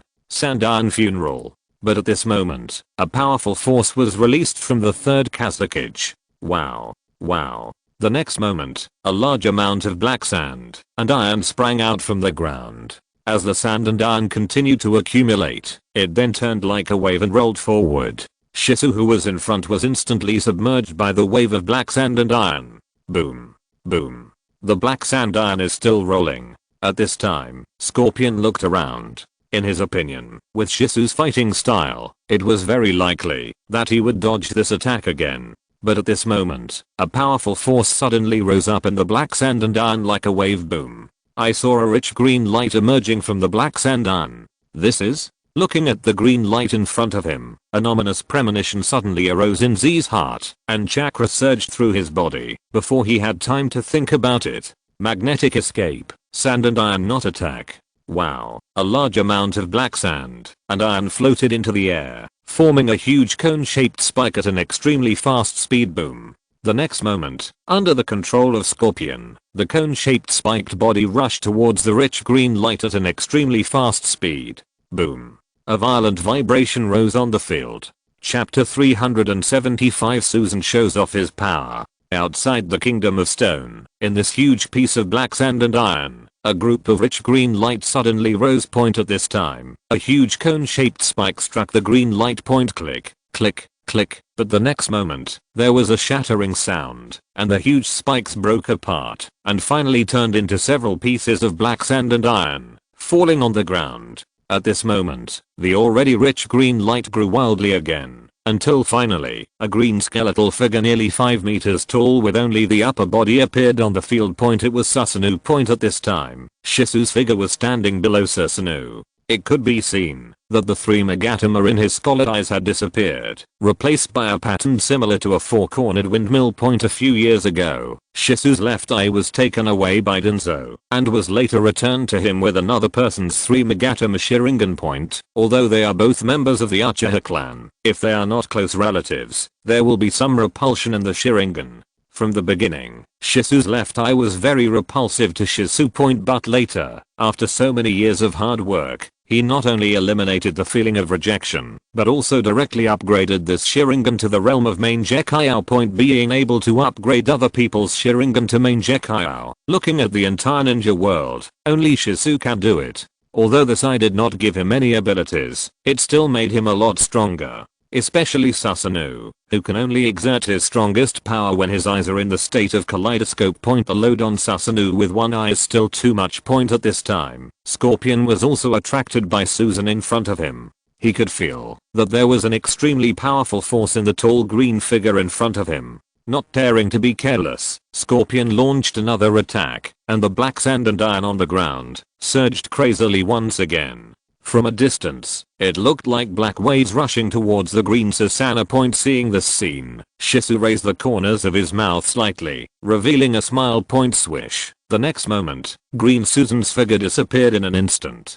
Just when Zaya was confused, a huge figure appeared in front of the third Kazukage puppet. It was green Susan. Point. Boom. The green bone fist, which was as big as a basketball, flew straight forward, and the huge fist set off a fierce punching wind. Seeing this scene, Scorpion's heart was shocked, and chakra poured out crazily, flowing into the body of the puppet in front of him along several small chakra threads that ordinary people couldn't see at all. The third Kazukige's body, which had been transformed into a puppet, was unable to block this punch. If he was hit, he would be half disabled, if not disabled. Wow. At this moment, a ball of black sandy iron quickly appeared and turned into a hard shield blocking the front of the green bone fist, and the third Kazukige's body took the opportunity to quickly retreat. Boom. A muffled sound sounded on the field, and the green bone fist was seen hitting the sand iron shield. Almost instantly, the shield disintegrated like earth. Looking at the third Kazakige retreating in front of him, a cold light flashed in Shizu's eyes, and then his eyes trembled, and powerful pupil power burst out instantly. The next moment, the green Susan's body glowed brightly, and a layer of armor made of green abilities was instantly covered over the Susan who was just a skeleton. Susanna came to the third form,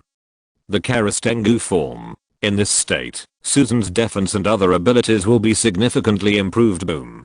There was a huge sound of breaking through the air, and the huge green Susanoo punched again. This time the punch was more violent than before. Boom. A violent collision sounded.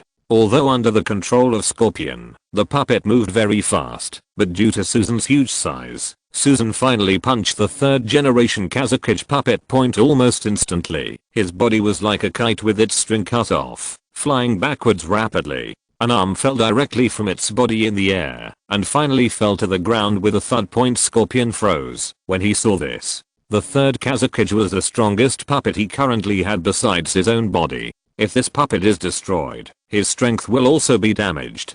Z turned his head and glanced behind him. After seeing that the Fengiying puppet only had one broken arm, he breathed a sigh of relief in his heart. For him, as long as the internal parts of the puppet were not damaged too much, the other parts it doesn't matter if you damage some. But at this moment, a green shadow quickly flashed in front of his eyes, and then he saw the green Susanna who was still on the other side coming to the front of the Kazakige puppet. The next moment. Boom. The huge green bone fist struck directly at the body of the wind shadow puppet on the ground. In an instant, there was a violent vibration, and countless parts flew around. Then under Shizu's control, Susanoo punched a few more times. At this point, the puppet made of the body of the third Kazakige was completely reduced to a pile of fragments. After thoroughly cleaning the puppet, Shizu turned around. A stern look flashed in his scarlet eyes, and his eyes with a hint of murderous intent fell on Scorpion. Next, it's you. Shizu secretly thought in his heart.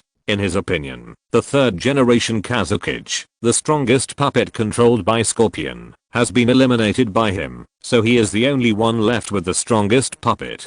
But the next moment, Shizu knew that he was wrong. After seeing his strongest puppet being destroyed, Z felt a surge of anger in his heart. You must know that for him, every puppet he owns is his work and art. Especially the puppet made from the body of the third Kazakige is almost his most perfect work. But now, his work was turned into a pile of fragments under Shizu's attack. For a moment, Scorpion found it difficult to accept it. Z reached out and took out a scroll from his bag. Without any hesitation, he opened the scroll directly. Red secret skill, 100 machine exercises. Boom, boom, boom, boom, boom. Waves of white smoke appeared in the air, and then when the smoke dissipated, a shocking scene appeared. I saw hundreds of figures in red robes appearing in the sky in front of Scorpion. These figures held various weapons in their hands. These were puppets controlled by Scorpion, and Shizu was shocked when he saw this scene. As the Enbu chief of Konoha village, Shizu's information is almost as much as that of Tsunede's Hokage. Among the information he knows, the most powerful puppet master in the entire ninja world is Granny Chiyo of Sunagakure village. With a special secret technique, he can control 10 puppets at the same time. When he fought against Granny Kayanayo, he was lucky enough to see the power of those puppets. End of this chapter. Thank you very much for reaching the end. Don't forget to like. Looking for more exclusive content and immediate access? Subscribe to our Patreon. Remember, every like, subscription, or donation encourages us to continue. Thanks to everyone. See you in the next video.